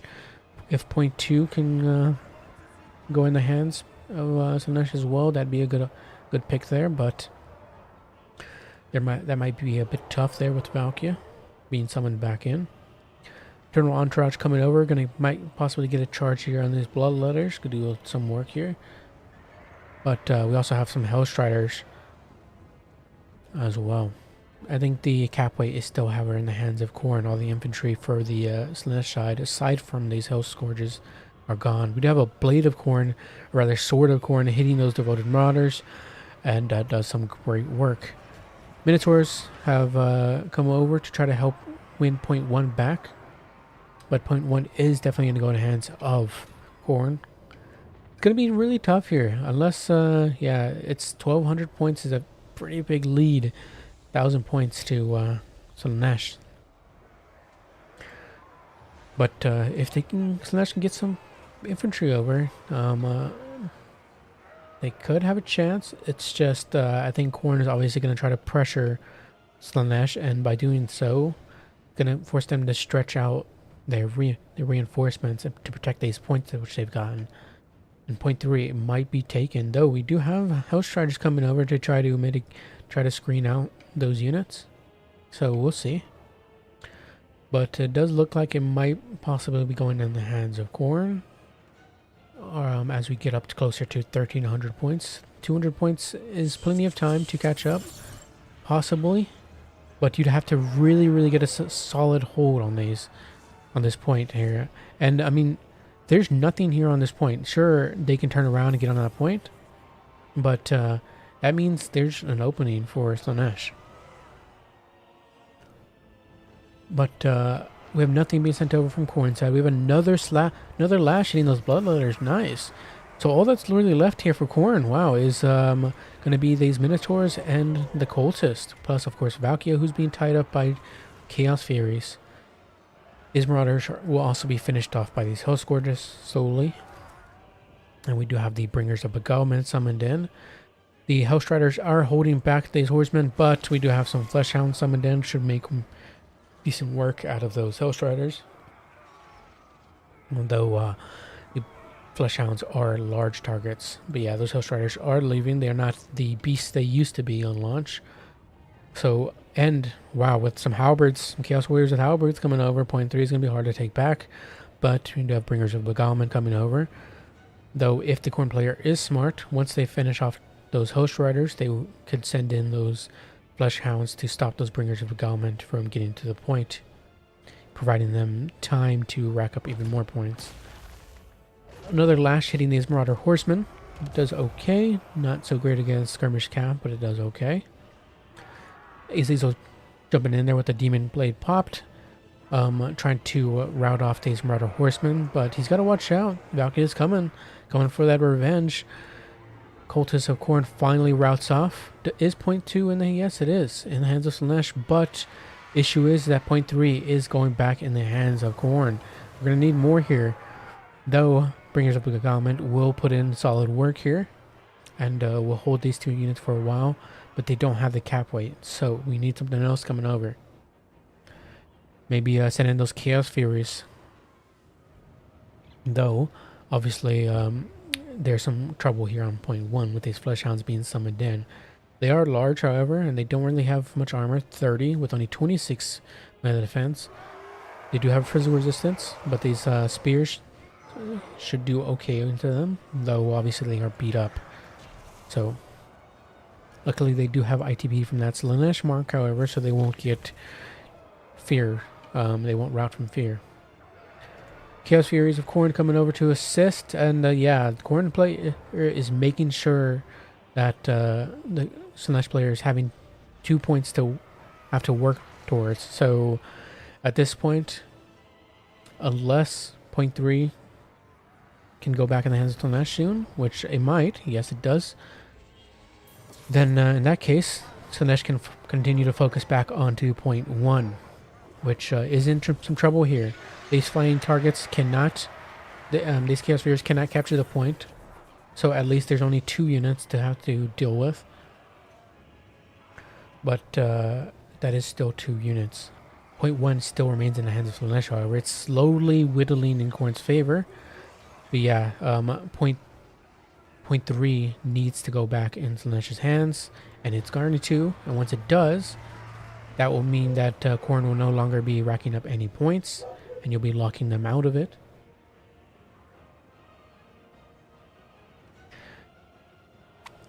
But it is very, very close here. 14-20. This is a very nice scrap here from the Slaanesh player. Doing really solid work. But yeah, I would definitely get those Marauder Horsemen on the point. To keep that going. You can also even send in those Marauder Horsemen to stop the Marauder from getting to the point. So you can have more time for your units. But yeah, you can also send these Devoted Marauders over to point 1 as you see these infantry units from Khorne being sent over to point 1. Could help, yep, and there we go. That's exactly what the Slaanesh player is going to do. Very smart there. It seems Khorne is trying their best to take back point 1. And the Slaanesh player is going to react positively to that and start sending everything they can over to help. Chaos Fear is trying to whittle down these Flesh Hounds, but... slowly but surely, Khorne is getting this back, getting this point back.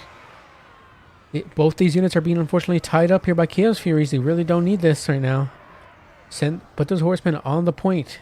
Put them on the point, please. Anything to stop this from progressing. No. But we do have some coming over. But yeah, if we can get this other one over here as well. Come on. But the issue is that these Marauders are finally getting over to the point as well. We also have Host Riders coming in. Yes! Yes, that's saving the point. It's giving the infantry time to get on there. Yes, these Host Scourgers can get on there. And as soon as they finishing off these Chaos Furies, or you could just, send these Bringers of Beguilement around and get them on the point to solidify it, secure it. Oh no, the point is going back in Khorne's favor, please. No. No, no, no. Please. And it's going to go back in the hands of Khorne, and that means that he's going to start racking up points again. Oh, no. Yeah, but it's just these Chaos Warriors are slow, so slow. 33 speed. It just takes so long for them to get to the point. And if the Khorne player... Okay. If the Khorne player had kept them back with the Flesh Hounds, sent them in... Oh my god, point 1. This is such a struggle, but I think Khorne is going to take it. Oh, that's so unfortunate. If those infantry had gotten to the point sooner. But, oh no. we do have 50 points left, but yeah, it's slowly ticking back up. It's not gonna go back into Slaanesh's hand fast enough, I don't think. I mean, we'll see. We'll see. Can it happen? Can it go back in Slaanesh's favor? I really don't think it can. It's going way too freaking slow, and that's going to be spelling it for the end for Slaanesh's side. That was so unfortunate. If those 3 infantry units weren't tied bound by that 1 Chaos Fury, they could have gotten to the point sooner and kept it in the point. Once they lost that point, it was so bad for Slaanesh. But 1490, 14192, and though, I mean, yeah, it's too late, unfortunately. Solid match, though. Very, very back and forth match, and a really good scrap there back by Slaanesh's side. That was a good match. A fantastic match, to be frank.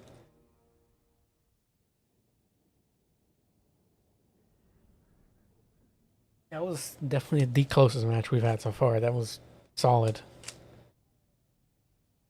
Let's catch up on chat here. Let's see. We'll create my show by another Beastmen player. Oh, that's so unfortunate. Sorry about that. That I can go top 4 this time. Hey, as always, next time I'll post more noob tournaments, and maybe next time I'll do an SFT so you can rock whatever faction and have possibly better luck than who you face against, what factions you face against. VC blob fight too strong. Yeah, the VC blob is a menace. It's a menace. But the Nurgle blob isn't too shabby either. That could have definitely gone either way, Nurgle versus VC. 2686 on the Bringers of Gammon. They did fantastic work. Obviously, I think they had 2 summons, but still, great work. And his Azazel, he didn't go down the entire time. He would not stop until that bell was rung. And he picked up quite a bit of value, 2,000. Beating down on Valkia and just chasing off those skirmishing units from Khorne side. Slaanesh did great work there. 2689 for Valkia. Let's see, everything okay here. Internal Entourage did great as well. 1679.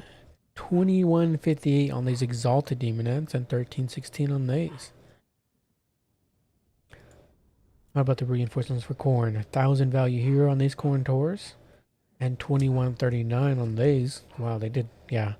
They were taking those Exalted Demonettes down. They did a lot of good work against them. Fleshhounds are also great here as well. The Fleshhounds are just great in general.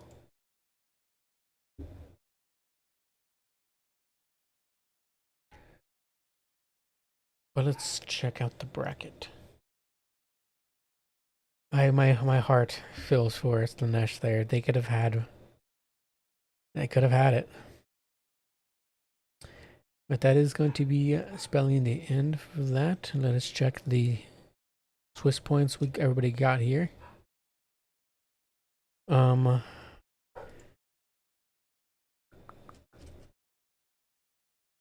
no, we actually do have one more match still going. Hardboiled versus Fart Joke. So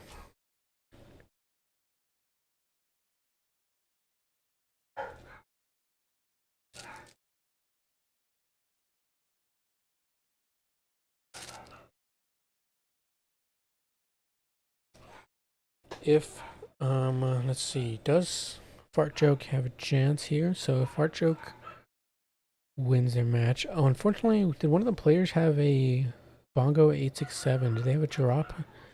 Somebody, their opponent dropped. I don't know if they did it before the match was finalized or if it got played or what.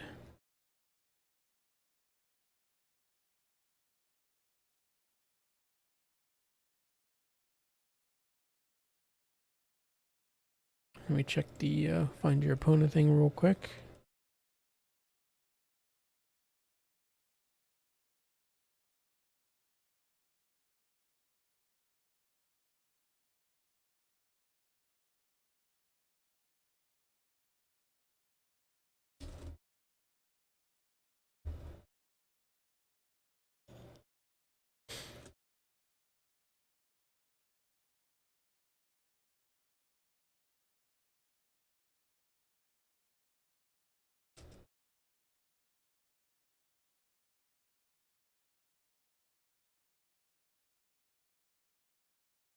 Let's see here. Tournament chat. Okay.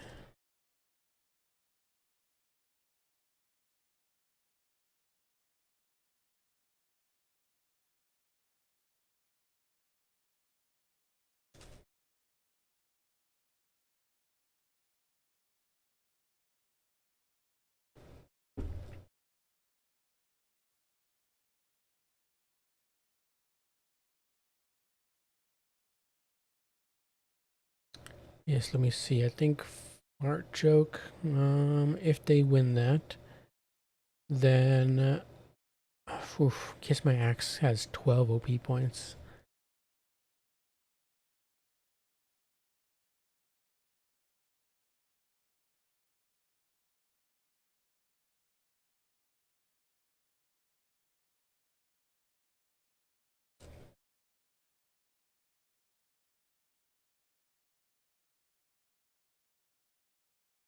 Let me see real quick here. Check the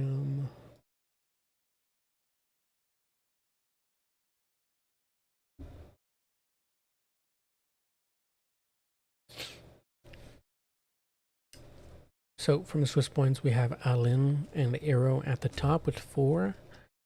Kiss My Axe and Fist Me Oni-chan are, along with Astro, are tied up with 3 Swiss points, though Kiss My Axe having 12 OP points is pretty nuts. And Fist Me Oni-chan and Astro are tied up. 6.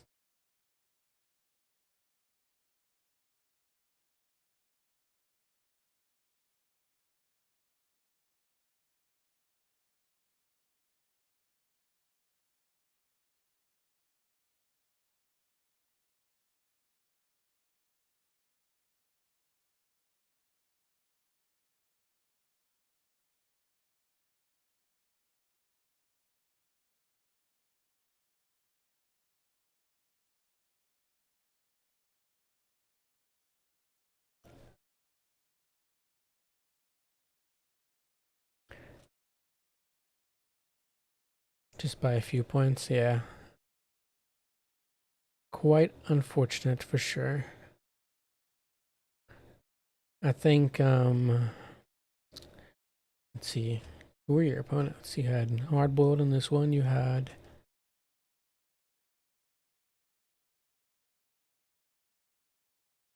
Fishalot in the third one, you had Hardboiled in the second round, and then, 1 second.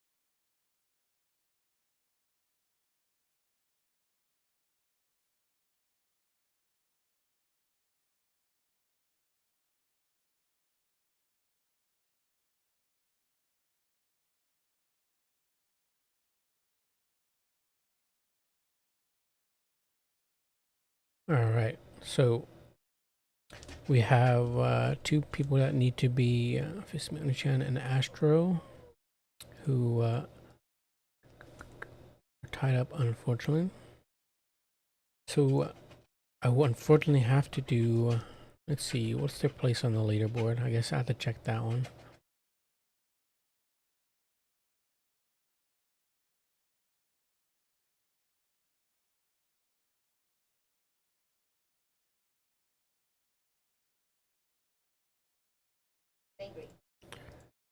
Let's see if it's me.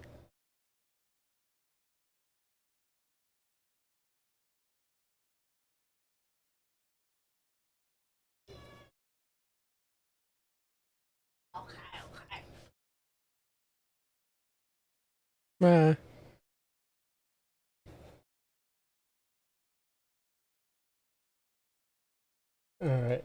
Sorry about that. Somebody in my room. Anyways.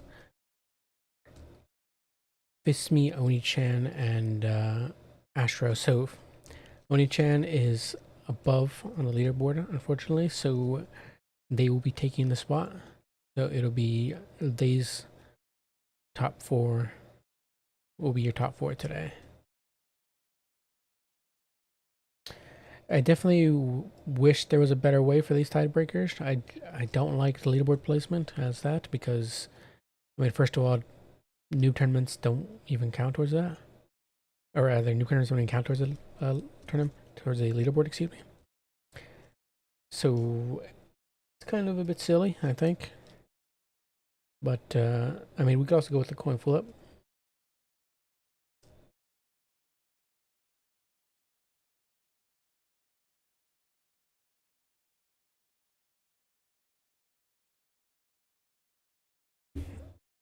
Let's see.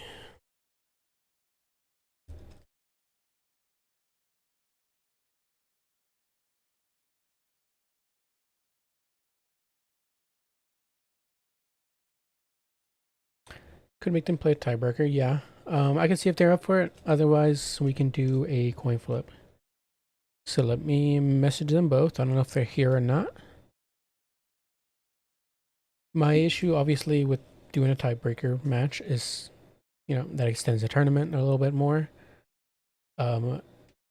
Which some people don't have that much time to play. But I will ask anyways.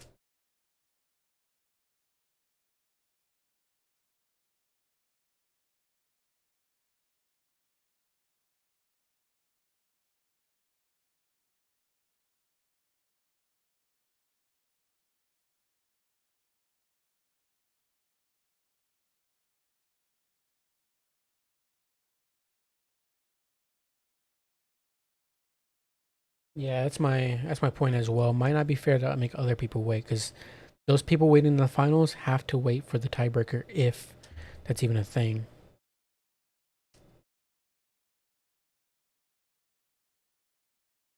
So instead,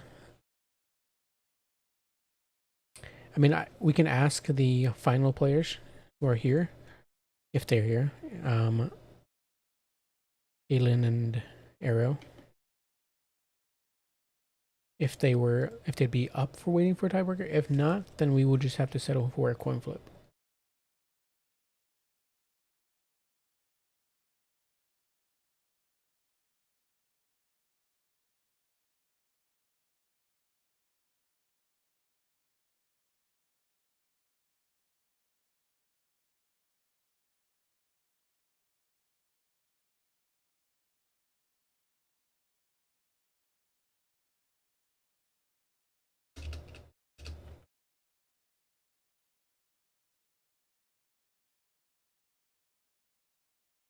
Okay, we got an I can wait from Aelin. All right, let me ask Arrow then. All right.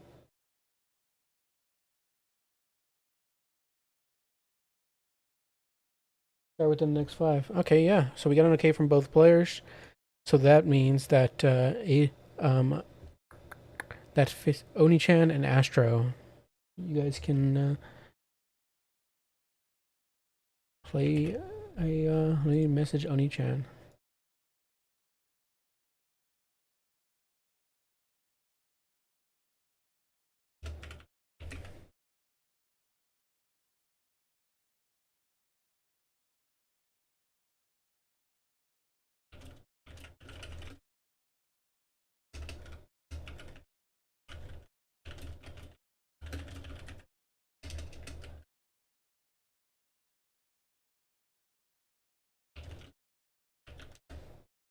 All right.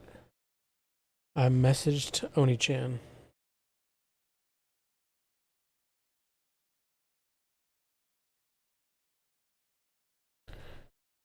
Awesome. Yep. Oni-chan already has a lobby up and everything.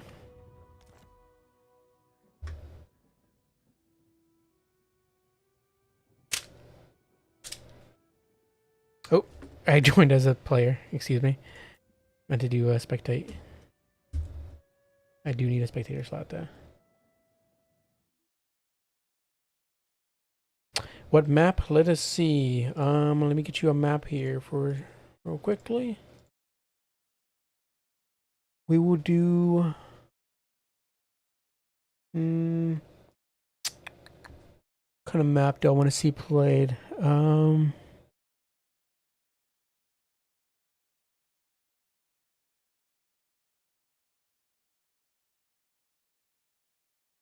about Glade of the Ever Queen could be all right.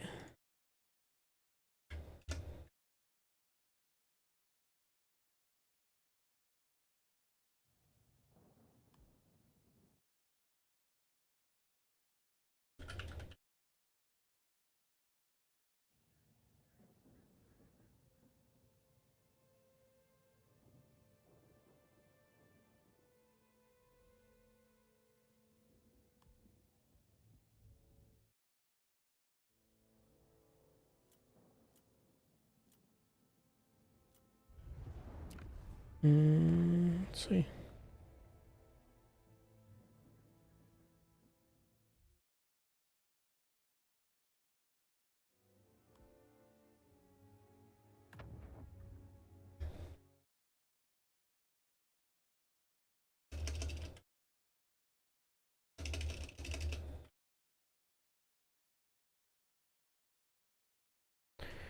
All right.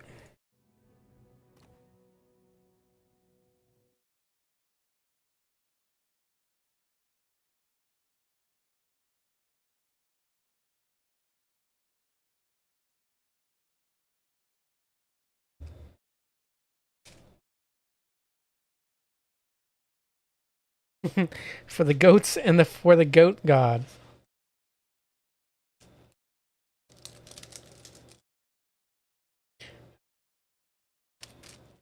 For all the mooers in the chat. For all the moos.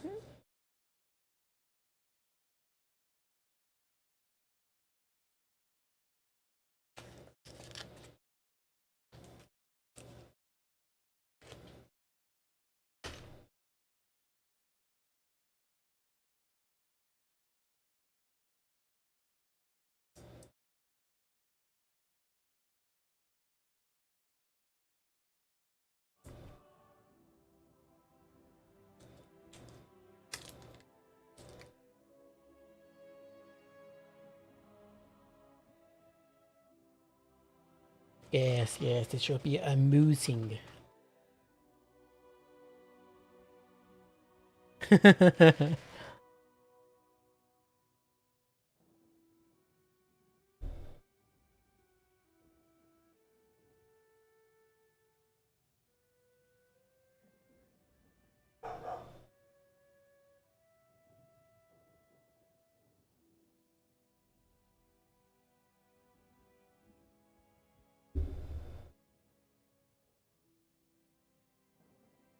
I like a good pun every once in a while, especially when it comes to Beastmen.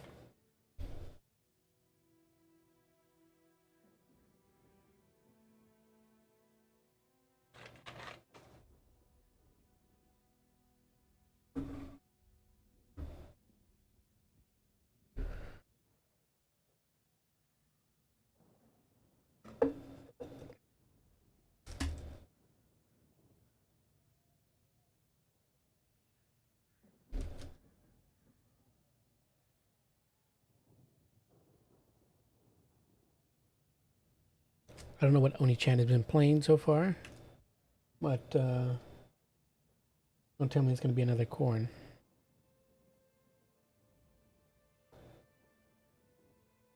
Aiden, that was an extremely close game. Yeah, I was. Oof, that was a fantastic game, I gotta say. I was really, really rooting there for Slaanesh there.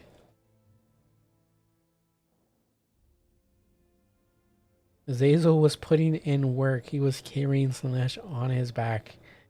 That was so incredibly close.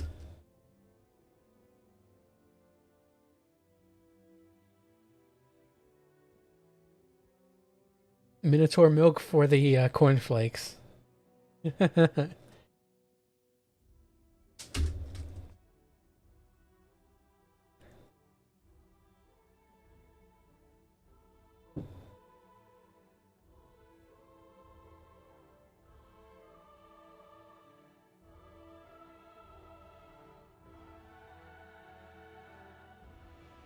don't let your Nurglings near the toys inside of the cornflakes box. It could be very bad for them.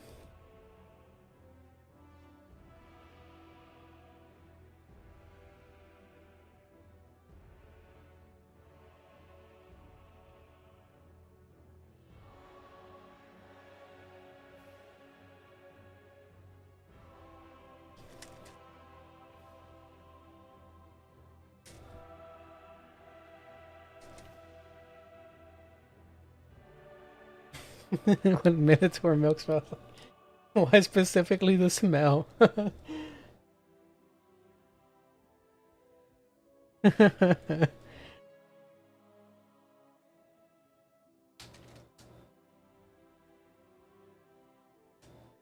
you think whatever Chaos God flavored Minotaur it is affects the milk?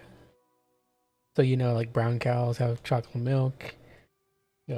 Corn tor cows have blood flavored milk or blood colored milk.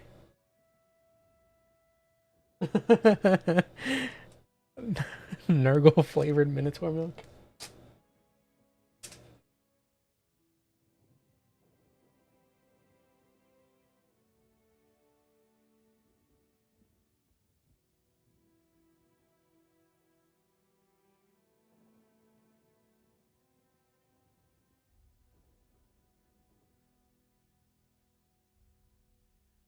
Because imagining the taste is probably even worse. I don't know. I mean, yeah, you're right for sure. I mean, ugh, yeah, taste would definitely be worse.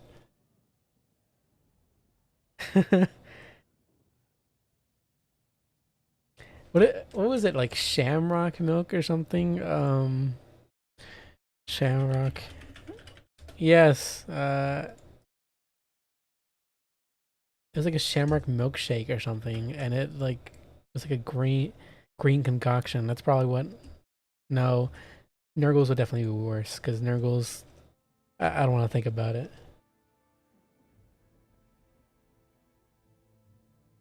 You might get a little. Never mind. That's too disturbing. Somebody call the witch hunter. Just put me out of my misery.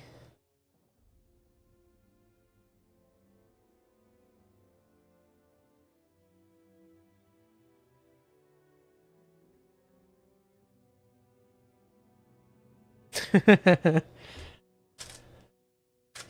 don't think Nurgle players, Nurgle mains have their limits, so I don't think they know what a limit is.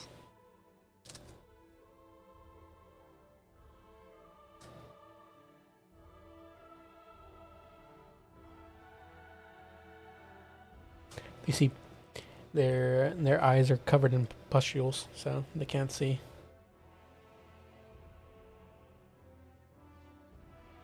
Please, I'm begging an Inquisitor, put me out of my misery. Please.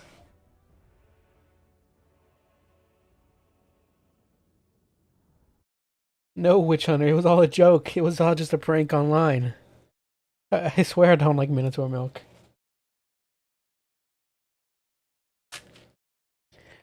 Okay, but what about Tzeentch Minotaur milk? I mean, what if like the flavor changes every single carton? It's finally starting, yes. Anyways, Nurgle. We do have a Chaos Sorcerer Lord of Nurgle with an Exalted Hero of Nurgle as well.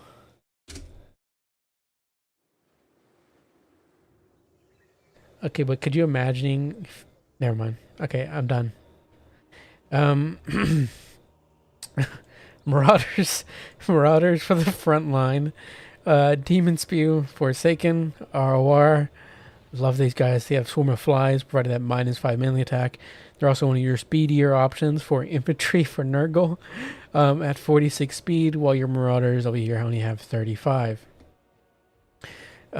Chaos Furies of Nurgle as well. Chaos Furies getting recently buffed. They're pretty fantastic now, especially the Nurgle variant, considering that poison plus their Cloud of Flies, bringing them up to actually decent melee defense. You also have the Exalted Hero. What does he have? Nothing on him, just his Cloud of Flies.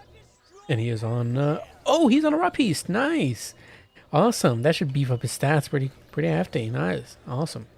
Thought he was just on a regular horse. The Chaos Sorcerer is also on a Plague Beast. Oh, love those guys. Pox Rider? No, I forgot what they're called. Pox something? I don't know. But cool thing. Cool thing. Spirit Leech plus Fatal Buna. No surprise there. Cloud of Flies. We also have the Crown of Everlasting Conquest for that heal. But yeah, it gives him those beefy stats of 46, 52 with the 400 weapon strength. So he can handle himself in combat. You guys are great. Yeah, I just forgot what they're called. Plus life leeching and arcane conduit.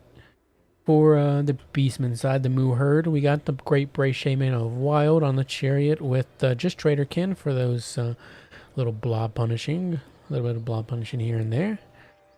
We also have a Giant. Nice. Pretty good in this matchup. You don't really have a lot there for the Nurgle side to expect to deal with the Giant. I mean, you'd have your throwing axes, but those can be screened out by Unger Raiders and whatnot. You have no Khorne Torish to fear for the Nurgle side. We also have a front line of Ungor Spearmen with Senegor's throwing axes. We also have some Bestigor Herd. Or actually, I thought it was Bestigor Herd. Pestigors, still cool, but no Bestigors. Bestigors as well on the left-hand flank as well. But yeah, we also have the Destroyers of Drakon again. Cheap ROR Spearmen with ITP. I mean, how could you not? I mean, obviously Primal Fury is the result of ITP, and that's not because of their OR, but they do have poison on their melee attack, and they do have charge reflection as well. So, which I don't think the what do the base variant have aside? I thought it was charge reflection, but I guess not. It's just melee stat plus melee stats plus poison, so they're okay. The Gorherd RR have a little bit more to them. Chaos Sphere is going around. We do have a Demon Spew in the back. I don't know what they're doing in the back. They're probably just staying away from any throwing axes and whatnot. Throwing axes are getting a little too close here. Chaos Furies get us around on them with on this side at least. The other ones, are they actually going to get away? They did get a little surround, but they might going to slip away. They might lose a few models here and there, but and especially with the help of the younger raiders, they could screen their escape. 0.3, that was a bit risky there, but 0.3 is slowly going in the hands of the Beastman side, but Ungors are expendable, so less cap weight than Marauders. So Marauders will start taking that back very quickly. 0.1 is in the hands of Nurgle. They have taken their home cap. 1 point. 0.2 taken by Beastmen. Unger Raiders just shooting in all over the place. Plague Toads getting lit up. They have some physical resistance, which has helped mitigating some of that missile fire, but there is a lot of it, especially with the Senegors who have those heavy AP axes. Spirit Lich going down on the Giant. A solid choice there. Giant, is it going to... wow, I don't know what the Chaos Sorcerer there is doing, but he's trying to Goon Squad that Giant, and he takes a hit for it. The Giant, he is poisoned, so his weapon strength is going down a little bit, but... And, you know, taking him down with those two guys could be a solid pick there. But we have the Khorne Tours coming over. Gonna need to pull out that Chaos Sorcerer Lord. Plague Ogres with great weapons. Awesome. And Chaos Fury summoned in. Do have some Senegors as well. It's a pretty big staple for the Beastman roster. Gonna be great at stopping any reinforcements and getting any rear charges. We do have a Devolve. Why do I keep calling it Devolve? It is not Devolve, it's Traderkin. I don't know why I keep calling it Devolve, but Traderkin. Big Traderkin hitting all of these guys right here, and it's an overcasted one as well, hitting both the Plague Toads, the Marauders, and the Exalted Hero. I don't know if it hit the Neighbor Sorcerer, but they're going in. Wow, they're going back in again, even with the Khorne Tours here. Are you sure about that? That's very, very risky, but they get into the back line as well. Unger Raiders riding off. Left side, the Demon Spew have finally come over with the help of the Plague Toads. They are massacring his Ungor Spearmen, but the Plague Toads are now gone thanks to the Centaurs with throwing axes. Chaos Furies get on top of the back line. These Ungor Raiders finish them off, but we do have some Betiscores getting on top of them in return, taking out a few models, but the Chaos Furies will be able to get away slowly over time. Other Chaos Furies getting on top of these Centaurs. These Betiscores need to turn around and hit them in the back. We do have these Black Horns Ravagers coming over as well to help out on the engagement. The Giant has been beaten down quite a bit, and same with the Khorne, who are getting Spirit Leached at the moment. Are we going to have another Trader King? Yes, it is. No Overcast this time, but it is going to hit a whole bunch of units. That is a fat Trader King, hitting the Plague Ogres, the Exalted Hero, the Nurgle Sorcerer, Chaos Furies, Lord, and everything. Just a big old blob here. Khorne do get routed off, unfortunately. And Nurgle Sorcerer, Lord, and the Exalted Hero have come better out of that exchangement. They are not too bad. They do have some healing as well compared to the Beastmen side. So they should be fine, and they've beat down that Chaos Giant, or rather that Giant, a lot. Plague Toads coming over, helping finish off those Ungor Spearmen. Might be able to throw 0.2 in their favor, especially considering there's no more infantry at the moment. Though we do have the Butchers of Kalkengard coming over. Those linebackers should come over and help out.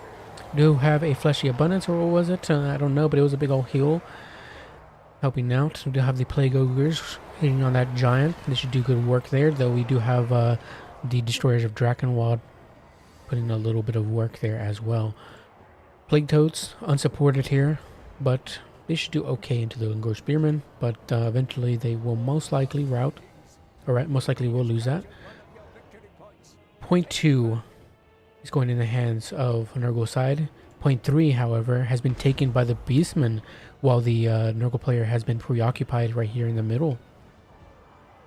Great by the Beastmen side, though their Ungor Raiders have been routed off by the Chaos Furies. Giant has routed off as well. What is his value looking like? 1273, not bad. He's done some okay work, though we do have a big old blob here, and Chaos Furies are routing off.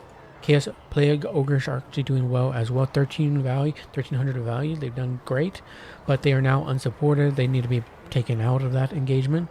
Butchers of Kalkengard are going to turn around, get a Spiritual Leech thrown on top of them, but are also going to get on top of the Exalted Hero, and that is a great engagement for them, though obviously they don't have any anti-large. It doesn't matter. They have heavy AP and some good melee stats. But the Exalted Hero is going to get out of there thanks to the Plague Toads, and the Plague Toads should do great against the Pestigores as well with that bonus for his infantry. Giant only has 831 HP. Might as well just unsummon the boy.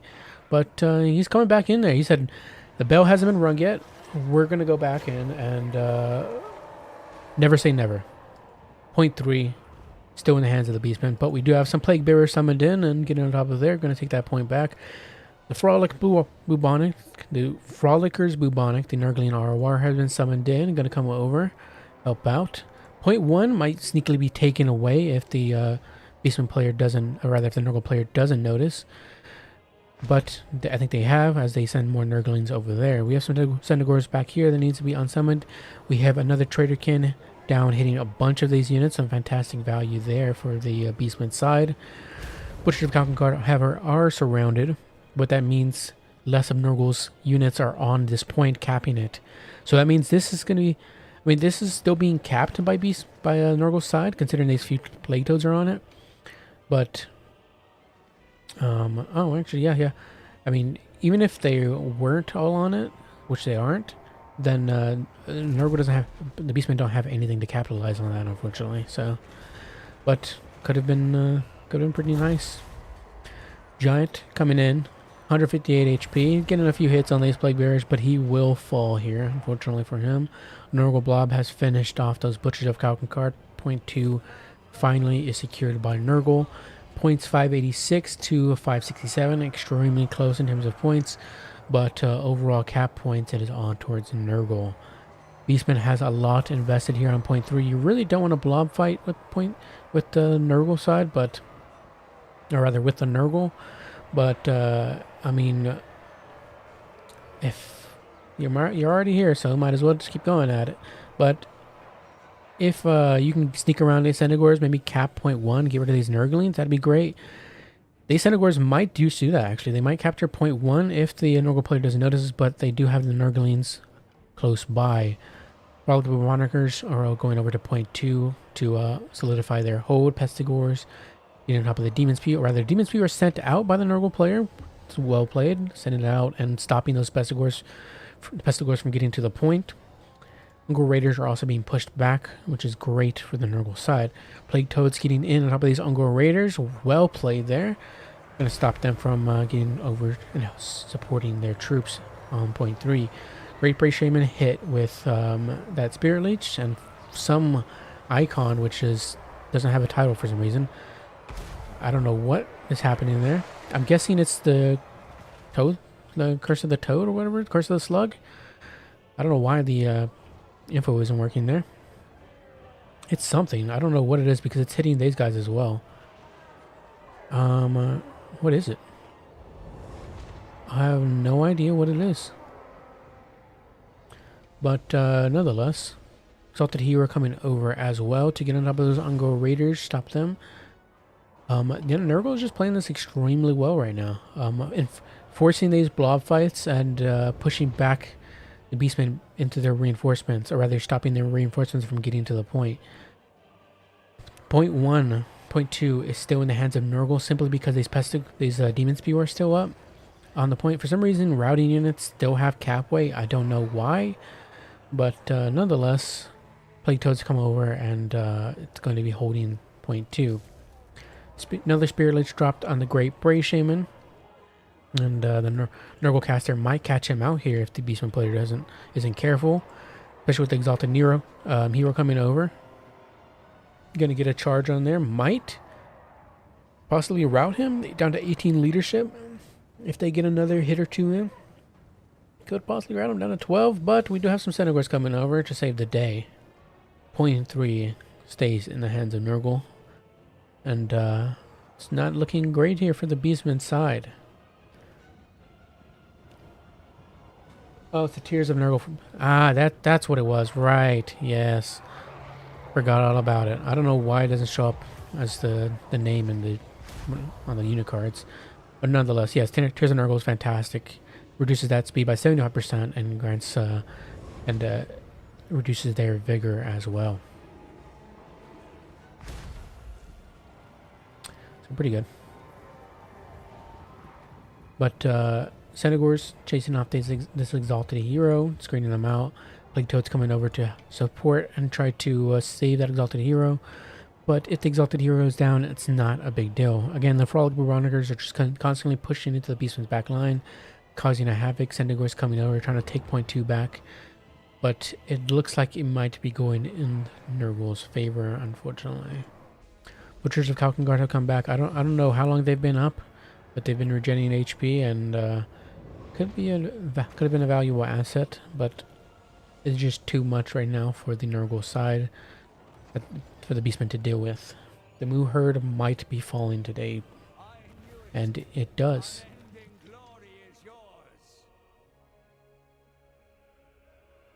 No more mooing. All that talk of the Centaur milk has spoiled the Beastmen's chance, and they have fallen to Papa Nurgle. Plague Toads did great. That was a good match, but unfortunately Nurgle benefits a lot more from a blob fight than someone like Beastmen. So when Nurgle catches you and gets you in that blob fight, they're definitely winning out on that engagement. 951 here, 1723. Plague Toads did good. 3,000 value here in the Great Brave Shaman. Yeah, just some fantastic Traderkins. I don't know why I kept calling it Evolve, but still. 1362 on the Giant did good as well, even with fighting both the Exalted Hero and the Nurgle caster. Everything else did alright. Plague Ogres did great. 2,000 value there. And yeah, we'll move on to the semis. Great job from both players.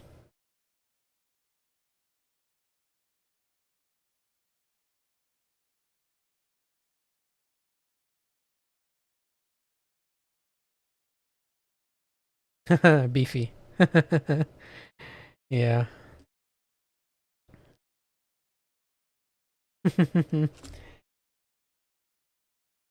No. Keep him going. Keep him going. Let's see, top 4.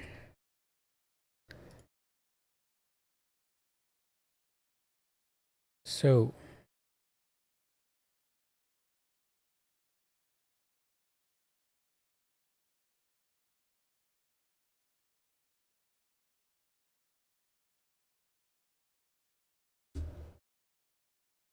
let's see. Oni-chan. Is it in the top 4? Yes, yes, they are. Okay. The semifinals are up for those of you in here.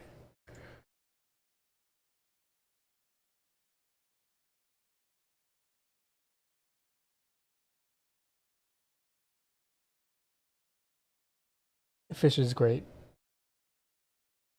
I, for one, appreciate Fish's puns. They're fantastic. Kiss My Ex up against Oni-chan, and Arrow up against Aylin.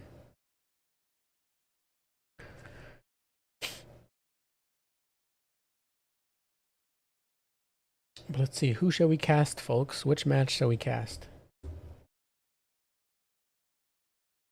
Axe, Oni-chan, Arrow, Aylin. Any picks from anybody?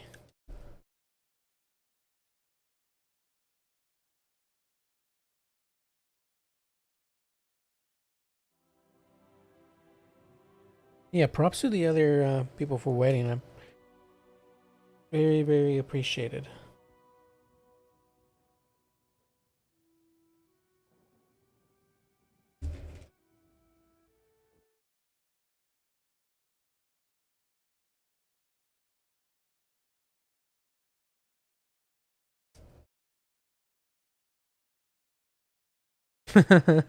Of course.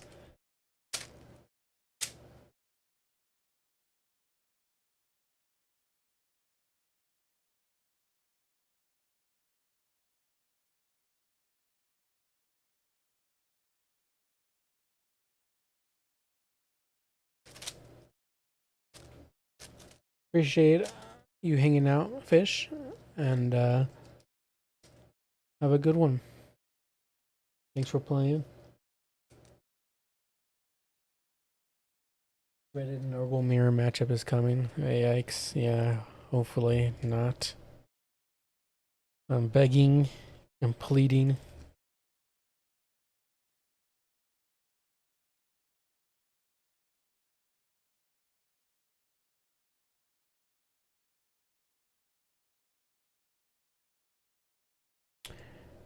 Aylin, Arrow messaged you, or rather added you in the Discord.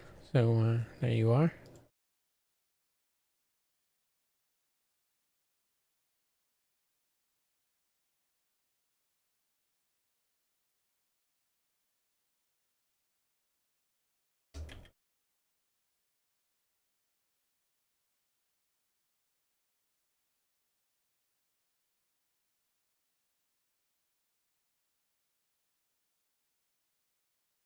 I believe in you. And if you make it to the semis or finals, it better be with, say, I don't know, Beastmen or Slaanesh. You are so inclined to play Slaanesh.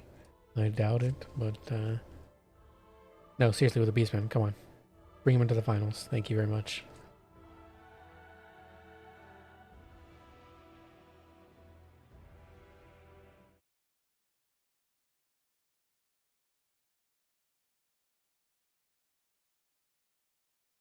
But for the semis, we do have Borderlux landing.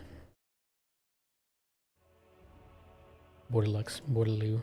Why did I say Borderlux? I'm so American. Nesh versus Nurgle, huh? I will hop into Slaanesh versus Nurgle, then in that case. Whichever these are. I'm gonna just join one and see which one it is, and then I'll join the other. If it's not, okay. Yeah, so I'll hop into the other one. Good luck in your match, Aylin. Come on. Come on. Come on. There we go. It's this one. Yes.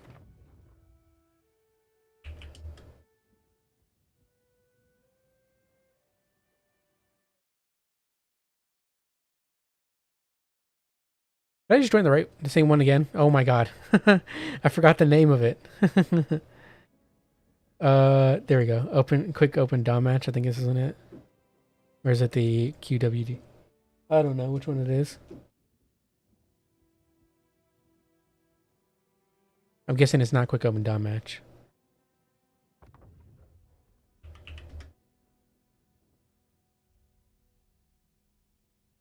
There we go. We're here. Nurgle versus Slaanesh. We just talked about this matchup earlier.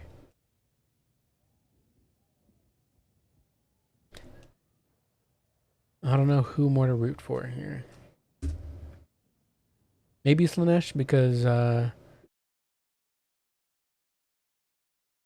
got in finally. Thank you though. Took me a while, but I got in.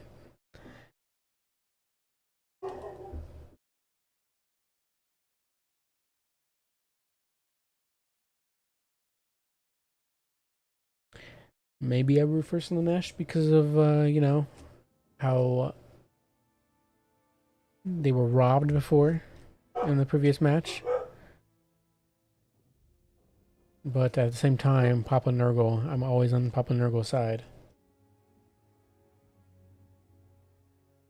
Should be a great match nonetheless.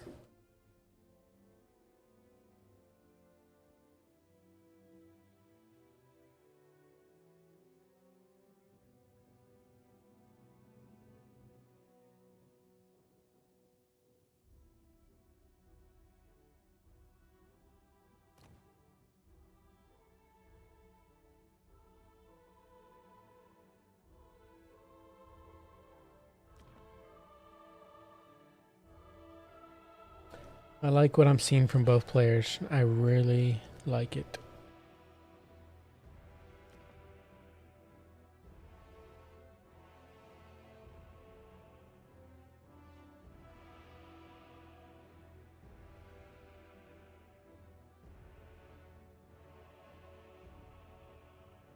Can't ever stop myself from looking at builds.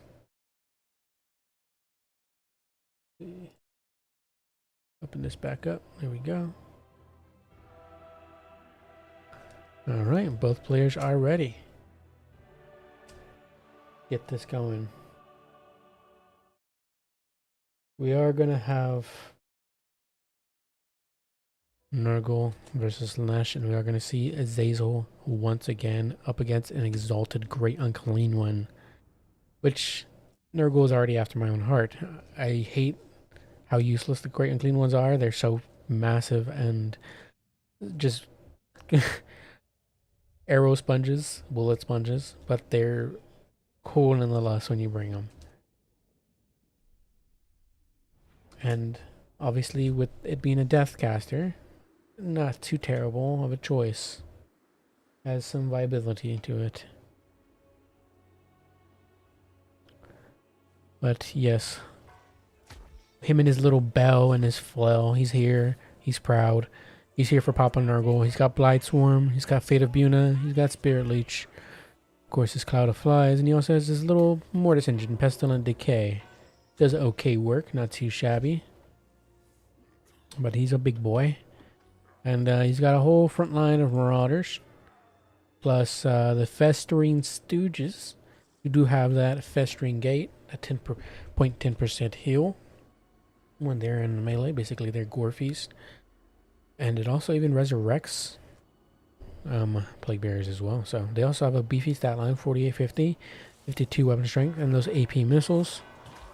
And being magic, of course. They also have Gloom of Flies, granting that 9 melee defense, and Terror when in melee. So, for 15 seconds. Soul Grinder of Nurgle as well, one of the best units on the Nurgle roster, just fantastic all around. So on the side we do have Azazel again with Temptator, that 20% ward save, 25 melee defense, and that Demon Blade as we talked about earlier.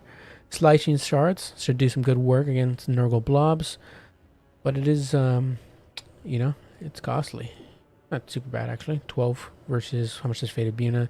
which I think 16, or actually it's a lot more, 22. I don't know where I got 16 from, but Slicing Shards still does good work. It just requires a little bit of timing. Marauder Horsemen for the skirmishing side with some Hell Striders as well. Hell Scourges up front. Marauder variants. Plus, I think these are just the regular base Marauders, yes. Plus, the Exalted Demonettes, Bringers of a Garment, Spearmen as well, and some more Hell Scourges going to point 1. We also have some cheeky Nurglings in the forest there to cap point 1 if Nurgle is careless. Point 3 already taken by Slaanesh. They are a little faster, obviously, than Nurgle. And they're going to get on top of these Marauders, stop them from getting to the point. Though the Chaos Furies, they got to watch out, and the Chaos Furies could sandwich them. Ghost Riders coming around. Might get a cheeky rear charge there on the Marauders, who knows. Or they can get on top of the Soul Grinders. Already getting their shots into, what is it, the Bringers of Garment. Yes, that is a fantastic choice. Going to pick up value very, very quickly. Chaos Furies do end up getting on top of those Marauder Horsemen. And that could be a good pick there from Slaanesh from Nurgle's side. But Slaanesh is going to notice and bringing them out and get that charge in from the Hellstriders, routing both the Marauders and possibly getting on top of those Chaos Furies. But Hellstriders obviously better than at fighting large targets. Azazel is helping as well, might be able to tear out some of those Hellstriders, or rather the Hellstriders and the horse men once they actually, what am I talking about? They can't be tear routed, you silly goose.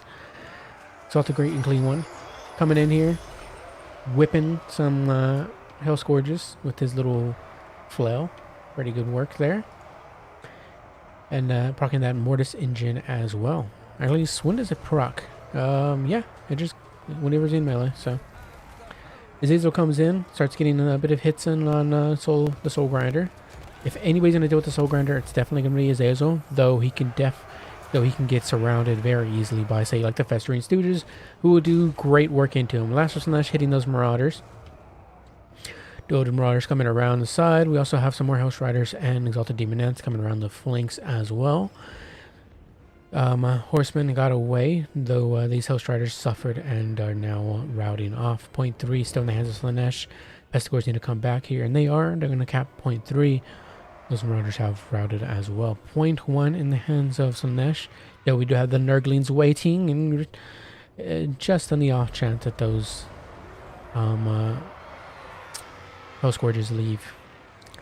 Bringers of a Garment hit by Blightswarm and Fate of Buna, plus poisoned from the Festering Stooges, so they're suffering quite a bit, down to 8. Actually, wait, what am I getting at? 34 melee defense. What was I looking at? I think I was looking at the Devoted Marauders. But the Bringers of a Garment are suffering very, very badly, and though we might have a Slicing Shards here hitting these Festering Stooges, Soul Grinder coming over, going to help out, or rather trying to get away from the Hell Striders with Slicing Shards hitting. Oh no, those Hell Striders got massacred. But the Festering Stooges in return have taken a little bit of a decent chunk of damage from that. But yeah, that was much worse for Slaanesh's side. Oh, such bad timing. The Devoted Marauders, they're fighting here with the Marauders. A lot of Marauder fighting right now. Horsemen routing off. Good catch there by the Nurgle side from those Chaos Furies. They're just, doing their little dancing trick up in the air, floating up and down. Exalted Great and Clean One coming over. Going to help out with this engagement here. These Exalted Demonettes have been sandwiched by the Chaos Knights, and this could be a decent engagement here. With the help of the Great and Clean One, that fight could go in the hands of Nurgle. We'll see, though. Frog's Bubonic summoned in. Try to get on point 2, which is in the hands of Nurgle. Though the cap weight is switching back and forth a little bit. If we get these Marauders on the point, that could probably flip it. Pestigore is holding down point 3. We do have, what do we have here? The Princess of Perfection summoned in for that anti-large. Chaos Fury summoned in as well to deal with the Chaos Furies of Nurgle's side. What is this? Another Slicing Shards? We do have Fascination as well, rampaging those Chaos Knights, or was it I think it was the Chaos Knights, yeah, which is fantastic, keeping them in place. Yep, keeping them in place for that perfect Slicing Shards. That was very nice there. Get some good work in there. We do also have some Hellflayers. Wow, I never see these guys. The Hellflayers getting some a little cheeky charge into those Nurglings. Poor little Nurglings. Not only is it doing some damage, but it's also keeping them in place. But yeah, Hellflayers, they could use some help in terms of overall quality of unit. They're a bit in a rough spot. But Princes of Perfection have gotten onto the point 2. However, staying in Nurgle's hands. Same with point 3. Though we do have some more Marauders coming over. And is that enough? Nope, that is unfortunately not enough. We have the Soul Grinder. We also have the Great Unclean One, who is actually providing quite a bit of utility. He's a big, hard target to get rid of off of point 2. And he's providing some cap weight, some well-needed cap weight. 2344 already. Wow, that is fantastic. If I knew that this was the matchup to bring the Great and Clean One in, then I would definitely play this matchup more often. These will hit by a Spirit Leech. House Striders coming over, and some more Marauders as well. These Nurglings are playing the long game. These Spearmen have come back, can be sent over to point 2, help out. Yeah, the Nurgle Blob. At this point, for Slaanesh's side, I would just focus on attacking the 2 points far away from the Great and Clean One and the Festering Stooges, hitting point 3 and point 1. Though Nurgle does have Pestigores, so they can get to point 3 faster, I would probably put a lot more focus on point 3 for that case, and just keep some on point 1 to hold it. But yeah, I think that's your best bet at the moment, as the horde of Nurgle is focused on point 2. Another Lash hitting these Chaos Furies does okay work. Zazel needs to get out of there, however, and might not be possible though with another Chaos Fury summoned in. Pestigores trying to chase down these Hellflayers, but they're not going to catch him anytime soon. We have more Chaos Fury summoned in. House Strider summoned in as well to try to deal with these Chaos Knights, but House Striders again aren't the beast they used to be. They're not terrible, but they're not great either. Only 9 AP, only 5 bonus versus large as well. They do have Soul Hunters, which takes a while for them to charge, but can beef them up. Great and Clean One coming over, gets that nice big old swing hitting these devoted Marauders. Soul Grinder's also in combat as well, fighting these Spearmen, keeping point 2 in its hands. The Nurglings finally came out to feast, but the Hellscourges are going to say no to that. No feeding for the Nurglings, please. Azazel is surrounded by the Chaos Furies and will probably be going down here, unfortunately for them, which means that a leadership will be that leadership debuff will be hitting all of the infantry that is left for the Slaanesh side. Yes, Zazel is now in instability and will be falling here soon, unfortunately for him. Oh, how the Demon Prince suffers, falling to mere Chaos Furies. Result, the Demonettes do catch these Chaos Knights out, which is a fantastic catch there. Chaos Knights not getting their charge off, though they will be able to get away, as they won't be slowed in any way. I mean, obviously moving through trees is a bit tough for large targets, but they will be able to get away. And the Pestigores are going to screen out those exalted Demonettes and actually pick up some decent value fighting those Demonettes as well. These Chaos Furies are coming over as well to surround them and finish them off. Hellscourges actually get finished off by the... oh, I thought these were Chaos Warrior House Riders. Yeah, they got surrounded by the Frolic Bubonics and finished off. And now point 1 is unfortunately going to the hands of Nurgle. And yeah, that will be spelling the end for the match. Slaanesh, it was a tough match for them. They had so many things to deal with, including that Soul Grinder, the Festering Stooges, along with the Great Unclean One. The Nurgle Blob fight, again, just overwhelming for the poor Slaanesh side. And Nurgle played that extremely well. Pestigores are just such a good option for Nurgle. Such a valuable choice there for them, considering that Vanguard and on maps like that where they can get their Pestigores onto the point extremely quickly, while Zazel and Slaanesh have to run through the forest to get there. 2,900 on the Great and Clean one. Incredible. I love to see it. 1,000 value on the Soul Grinder. 1661 on the Festering Stooges. They did great there. Carried Nurgle on its back. Papa Nurgle. Pestigores, did fine. 1259 on these Chaos Fairies. They're probably the ones who killed poor little Zazel. We got 1,600 value. And, yeah, he did alright. Unfortunately,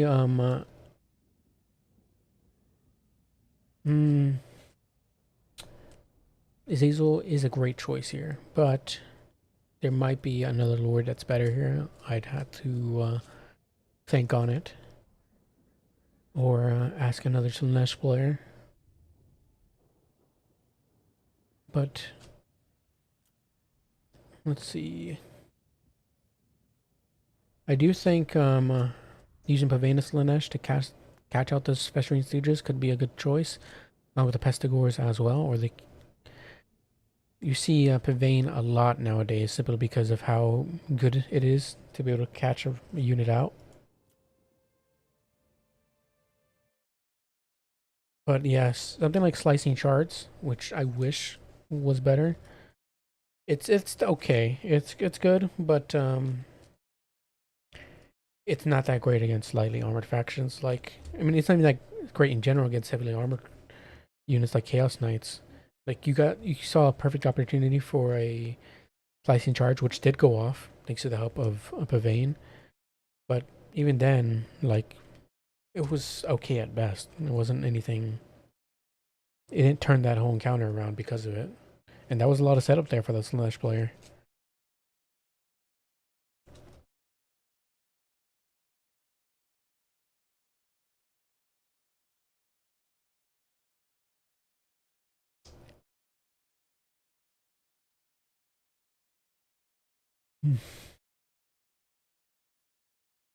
Let's see how the other match has gone, if it's still going. But that answers the question. It is a tough matchup for Slaanesh, I feel like. But not undoable.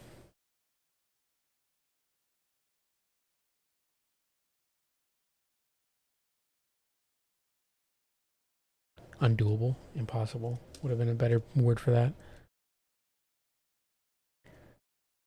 So Oni-chan waits in the finals, and we have Arrow versus Lin still going on.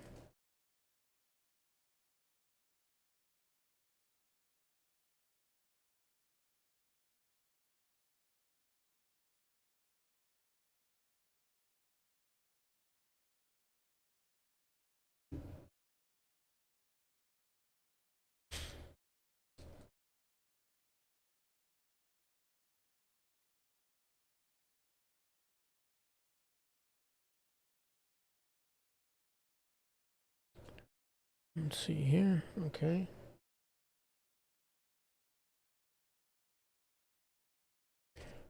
Alright, everything is fine.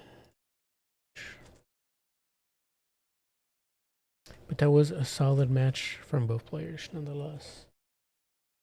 Definitely need to see that again, Slaanesh versus Nurgle.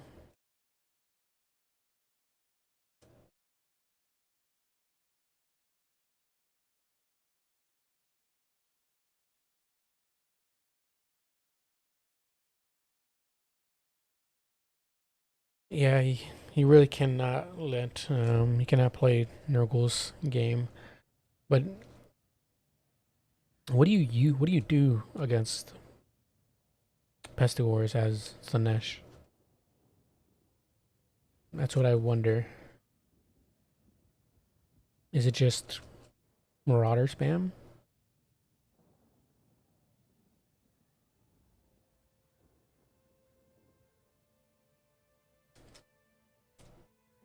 Because on matches like those where the Vanguard is so close to that point, or maps like those where the Vanguard is really close to the point, and Pestigores can just get there immediately, same with Nurglings. It's tough. But yeah, you just have to avoid that main center point that the Great Unclean One is at.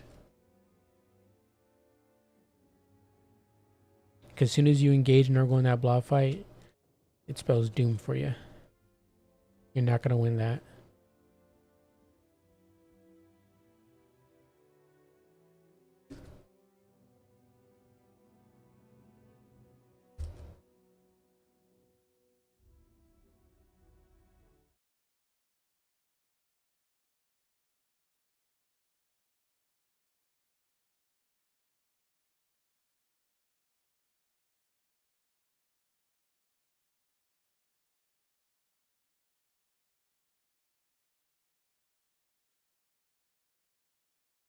But it is always fun seeing Slaanesh.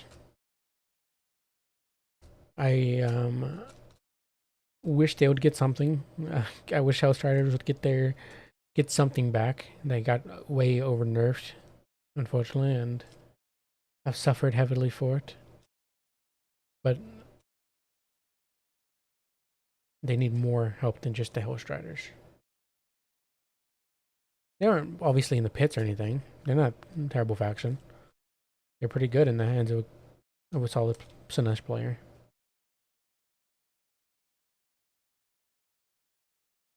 But, I mean, they probably won't be getting a DLC soon.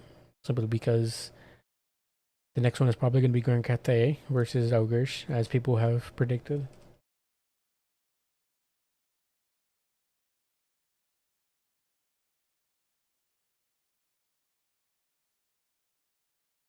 Versus large, yeah. Oh yeah, I was thinking Chaos Knights.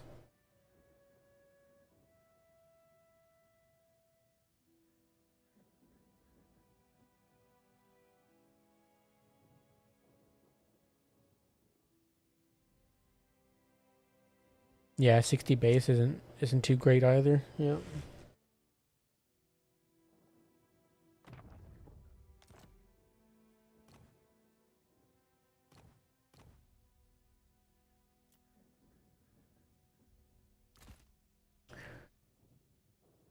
Yeah. See, I mean, at least with Primal Fury, obviously it gives them that ITP, which helps a lot. But if they take a nasty charge, they can get down to that half leadership very, very quickly. And they will lose that ITP, which then you just bring a Fury unit over and bam. Do Furies have fear or anything like that? Yes, they do. So, say if you were just to hit them with a Lance charge or a Chaos Knight charge in general, and they actually have fear as well, so.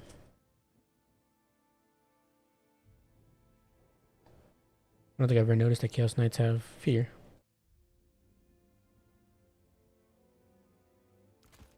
But yeah, Lances could be okay here. Which is the base Chaos Knights. What am I thinking of? Slaanesh. Slaanesh, right. I don't know, I'm looking at, yes, Chaos Knights. They also have Strider as well, so they won't be suffering in the forest at all.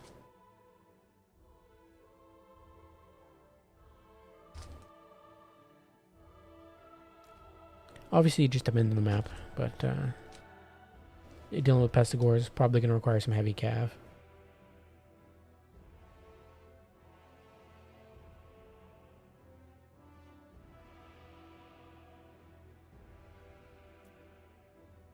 Yeah, Pestigores are very, very good.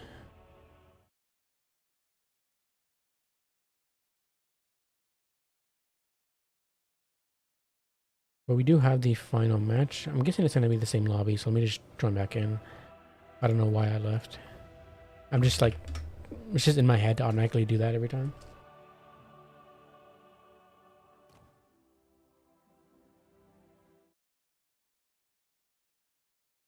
This will be Oni-chan versus Arrow. Aelin has fallen, unfortunately.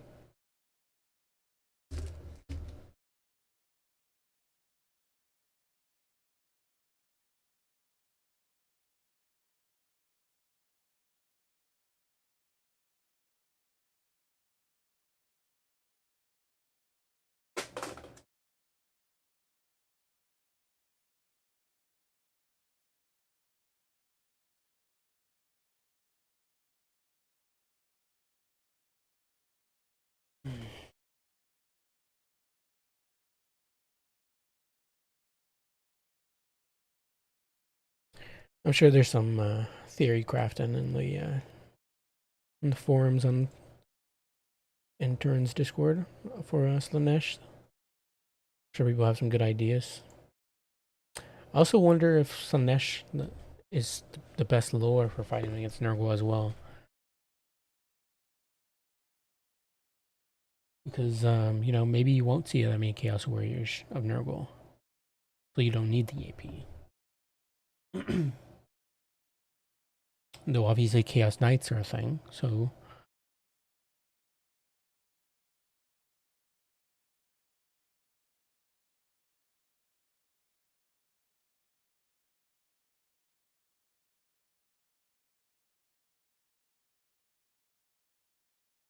Maybe Keeper of Secrets of Shadows, maybe?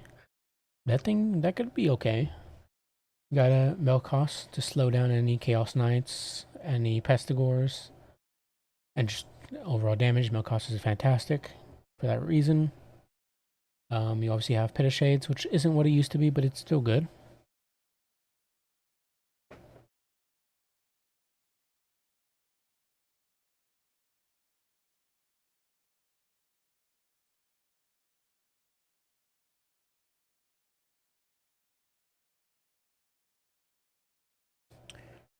But here we are, folks. Best of one grand finals. We Oni-chan and Arrow.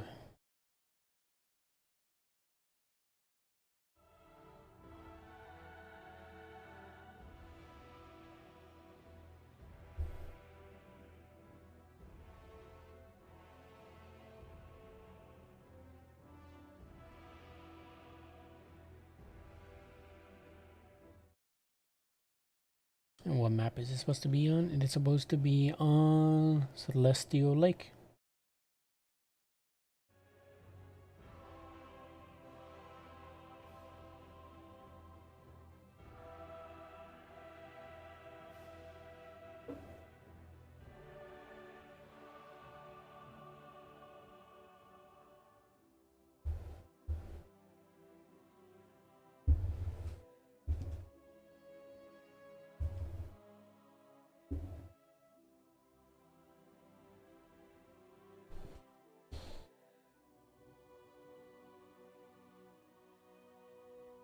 Yeah, I'm thinking Pit could be decent for sure. And even like against armor targets, it is good as well. So it is pretty much good against everything, really.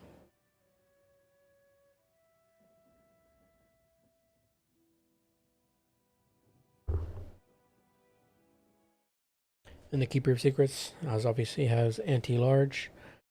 And there's not a whole lot that Nurgle will bring to punish the Keeper of Secrets aside from throwing axes. You do have Chaos Furies, but Slaanesh has their own Chaos Furies in return as well, so.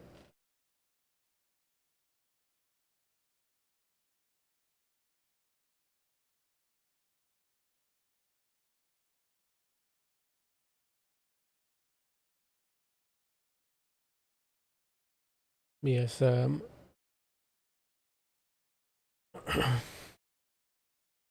me see real quick.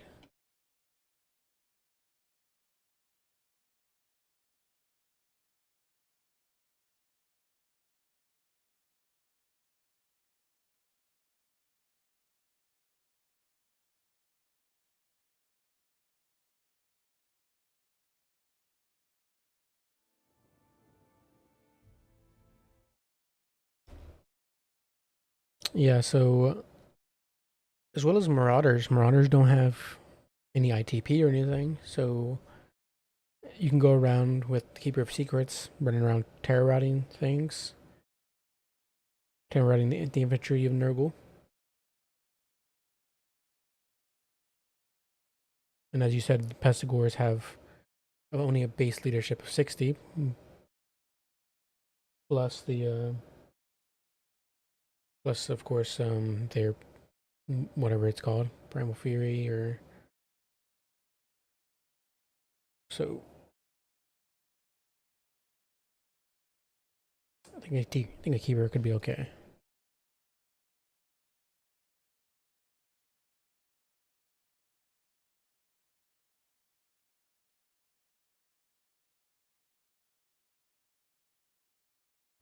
But we are loading in, and we do have Nurgle versus the Dark Elves. Kugath, the Plague Father, is here, up against Marathi. This is on Celestial Lake, so both sides have plenty of space to flank around each other and have decent work with artillery pieces. Do decent work with artillery pieces, like say in Soul Grinder, who can shoot over, and as well as with the Reaper Bolt throwers, who can just multi-shot from back afar.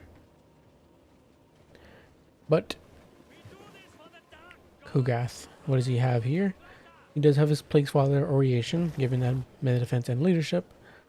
Nurgling Tide as well to summon some Nurglings. Virulent, very blah, blah, blah, blah, Contagion, minus 40 melee defense, even spreads as well.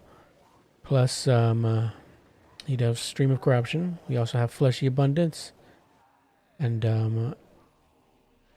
is that it? Yep, yes it is. Alright. Plus, of course, he does have Children of Nurgle for spamming Stream of Corruption, granting that 0.2% heal. He has Nurgling Infestation for that 0.2% heal as well for any Nurglings nearby. And his Slime Trail. Someone's got to stop Nurgle. Is it going to be the Dark Elves? Will it be the Dark Elves today? Who knows? We shall see. Marauders to the front line. Frolics Bubonic are back. They're here with Papa Plague Father, and they're here to, make him proud. We've got some Marauders of Nurgle with great weapons as well for any Black Ark Corsairs. Chaos Furies, both flanks. We also have Marathi for the Dark Elves with Melkos, Soul Stealer. She is on her Hellsteed with Spiteful Conjuration as well. She has her Heart Render for that -5 melee defense and melee attack. Enchanting Beauty for that -5 extra 5 melee attacks. That's a total of 10 in total. Pretty great. We have Dark Riders Repeaters. Crossbows is just the one. Yes, it is. We also have some Black Ark Corsairs and handbows for the range side. League Swords up front with some more handbows, and then some Shades with dual weapons. Can the Dark Elves do it? Can they take the win from Papa Nurgle? We'll see. 0.3 going to be going in the hands of Dark Elves, and 0.1 as well for Nurgle. Do have some Pestigors summoned in as well for the Nurgle side. Soul Grinder, or is that yeah, Kugath, excuse me.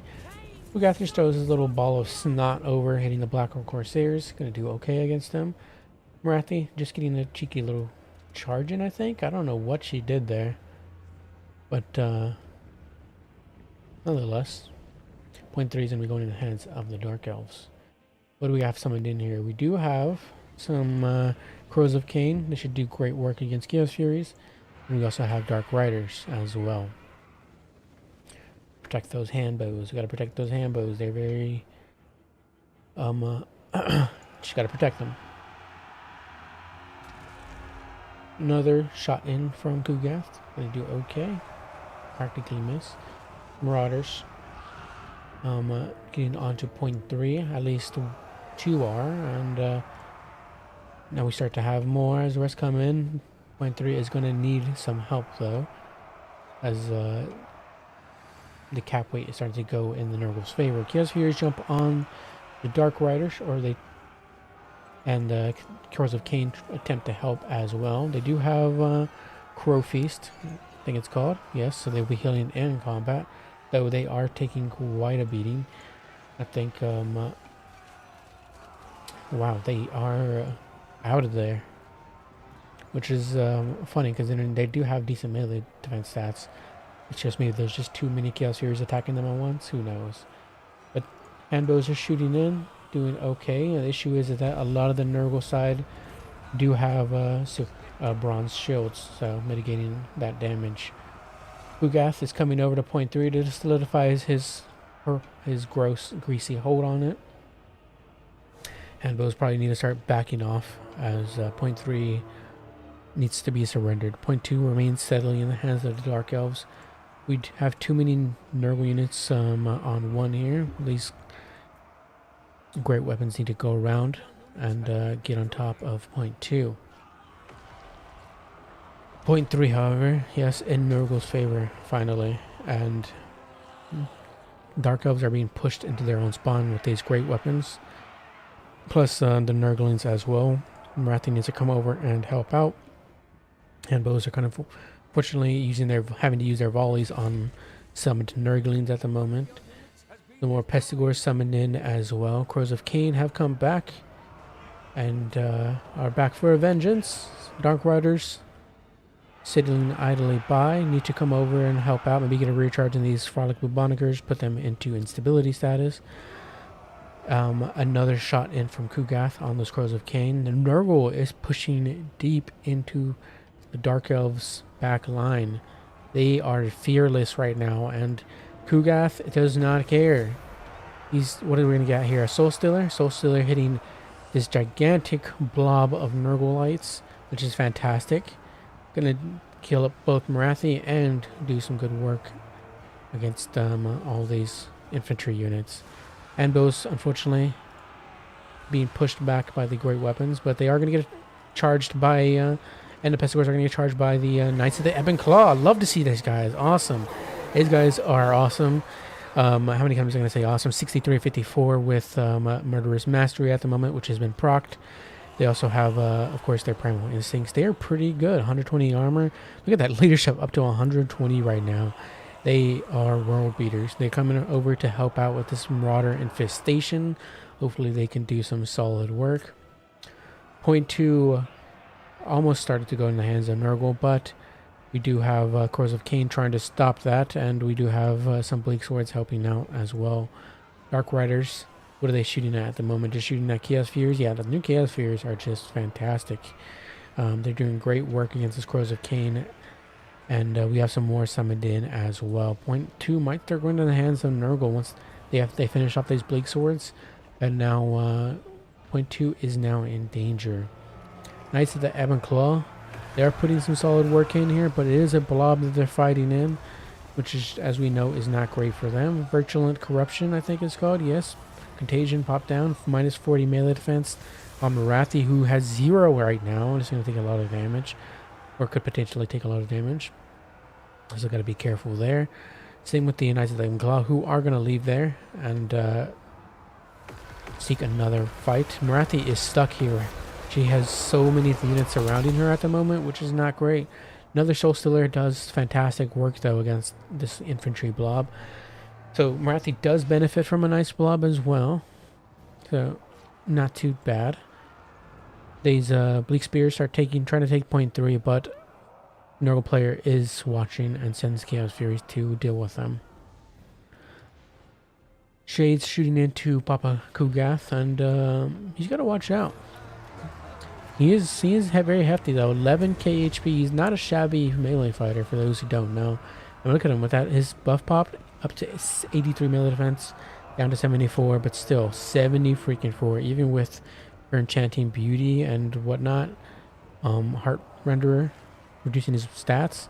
He's still not too shabby. And I mean, Marathi does have anti-large though. So did I see a? Yes, I do see a Medusa summoned in, and she also is a bonus versus large fighter. So with the fleshy abundance though popped on Kugath, will this kill Kugath? Can they kill him? I'm not sure, but if anybody's gonna do it, it's gonna be Marathi. It's gonna be this Medusa, and it's gonna be the Knights of the Ebon Claw. Though he is a distraction card effects, that means that while they're all distracted with Kugath here, everything else can be wreaking havoc. And it'll take a while for Kugath to die, so.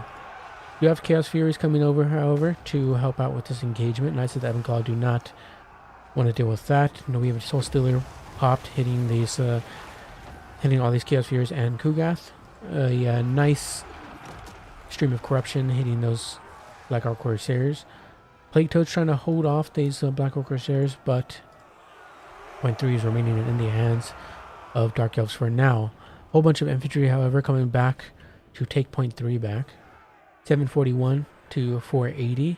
Nurgle is proving quite dominant at the moment. We do have some supply points that can be used by the Dark Elf side. And unfortunately here, if Kugath is able to get away, which he seems like he is, they're going to have to change their plans to something else. Maybe push back onto 0.2 and grab that back. They don't have much here for the Dark Elf side to hold on to 0.3 or to take it back. Though we do have some Black Orc Corsair summoned in. Dread Spear's coming over as well.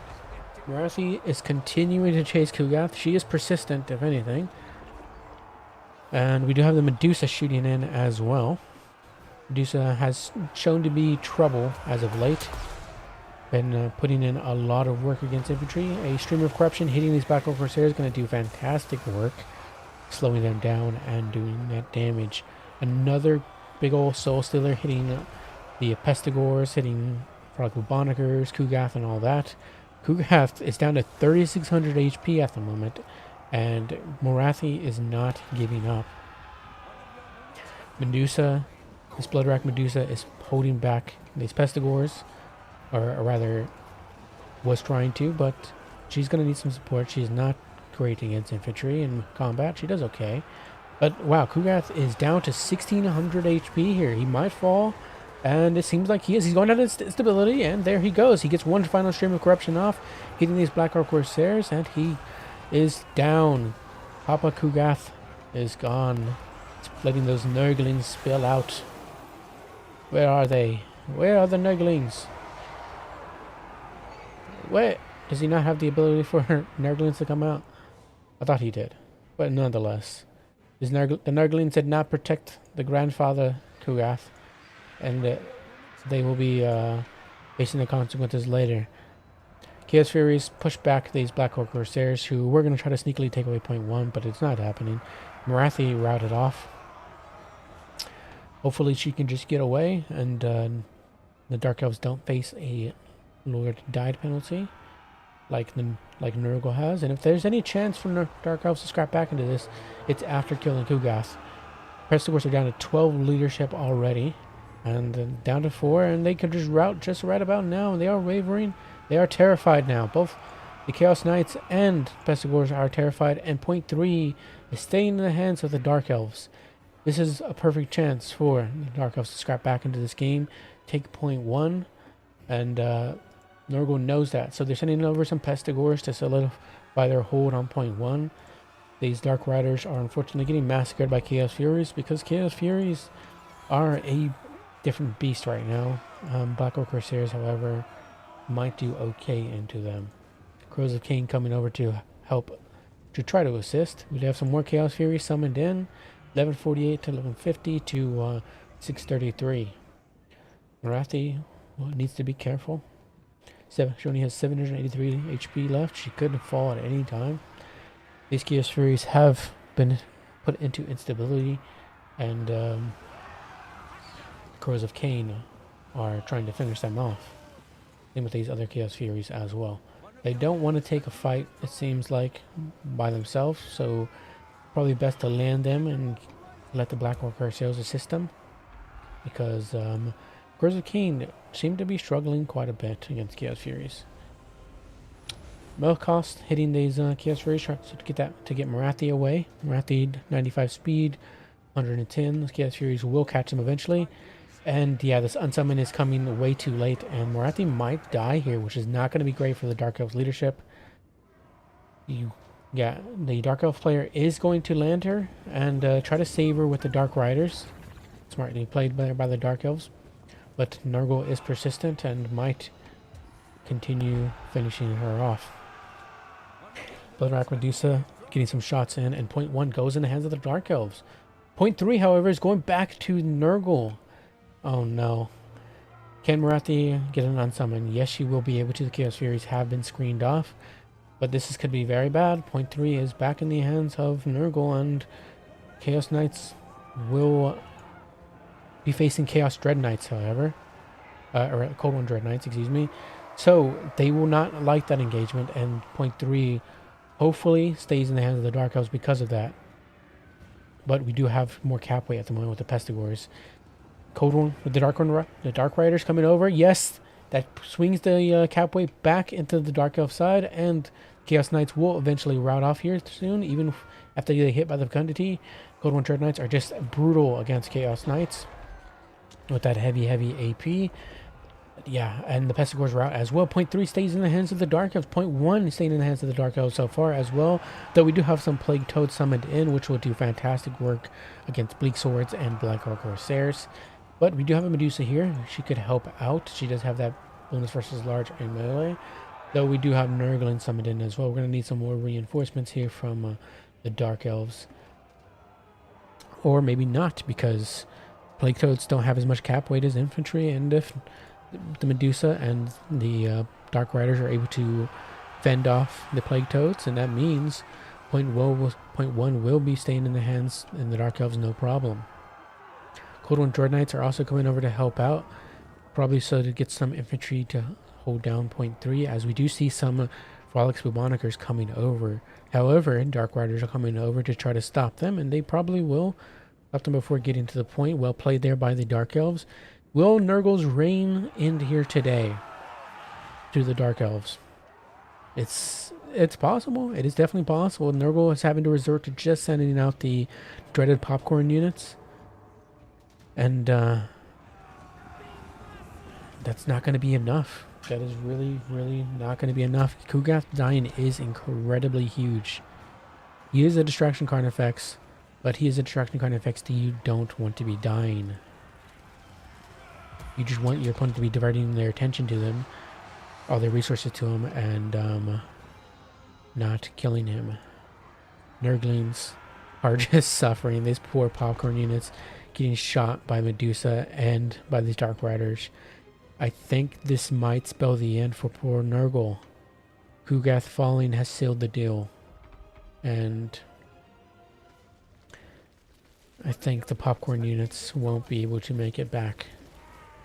Kugath will be disappointed, but it was his fault anyways for dying. Crows of Cain come back in, stop these Nurgling units, but the Nurgle persists. They continue pushing forward. We do have some Pestigores summoned in. We do have the Frolics Bubonic coming over as well. Black Orc Corsairs are okay in melee, however. They have 33-29 with decent weapon strength. They will fend off Nurglings who aren't great in melee. 1386, 1389, up to 1400 points right now for the Dark Elves.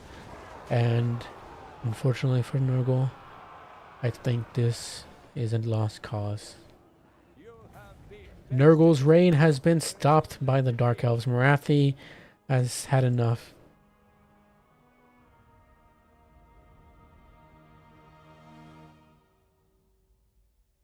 Yes, once Kugath fell, that spelled the end, because that leadership hit on these demonic units and these marauders is very, very bad. And Kugath and all his healing they could have provided was very, very important for keeping that Nurgle blob going.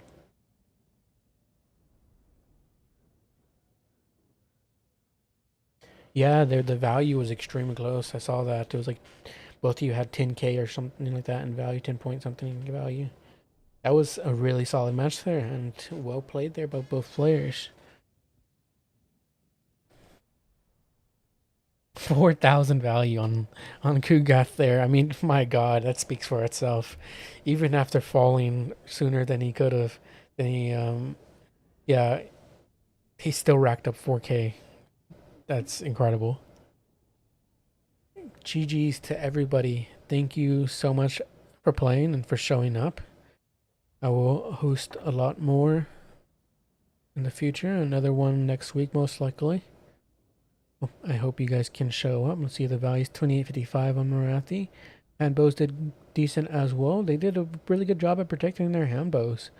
I was surprised by how good they did. 1316 on the shades as well. Extremely well played by the Dark Elves. Reducer did great as well, 2000 value. 1215 on the Ebon Claw. Yeah. But good showing. Thanks again to everybody for showing up. And I hope you guys have a good one. I'll see you guys next time with another one. Arrow is your new Saurus warrior, hatched from being a fresh spawn. Maybe it'll be your time next time for those of you watching. Hop on in on the next one. I'll see you guys next time. Bye-bye.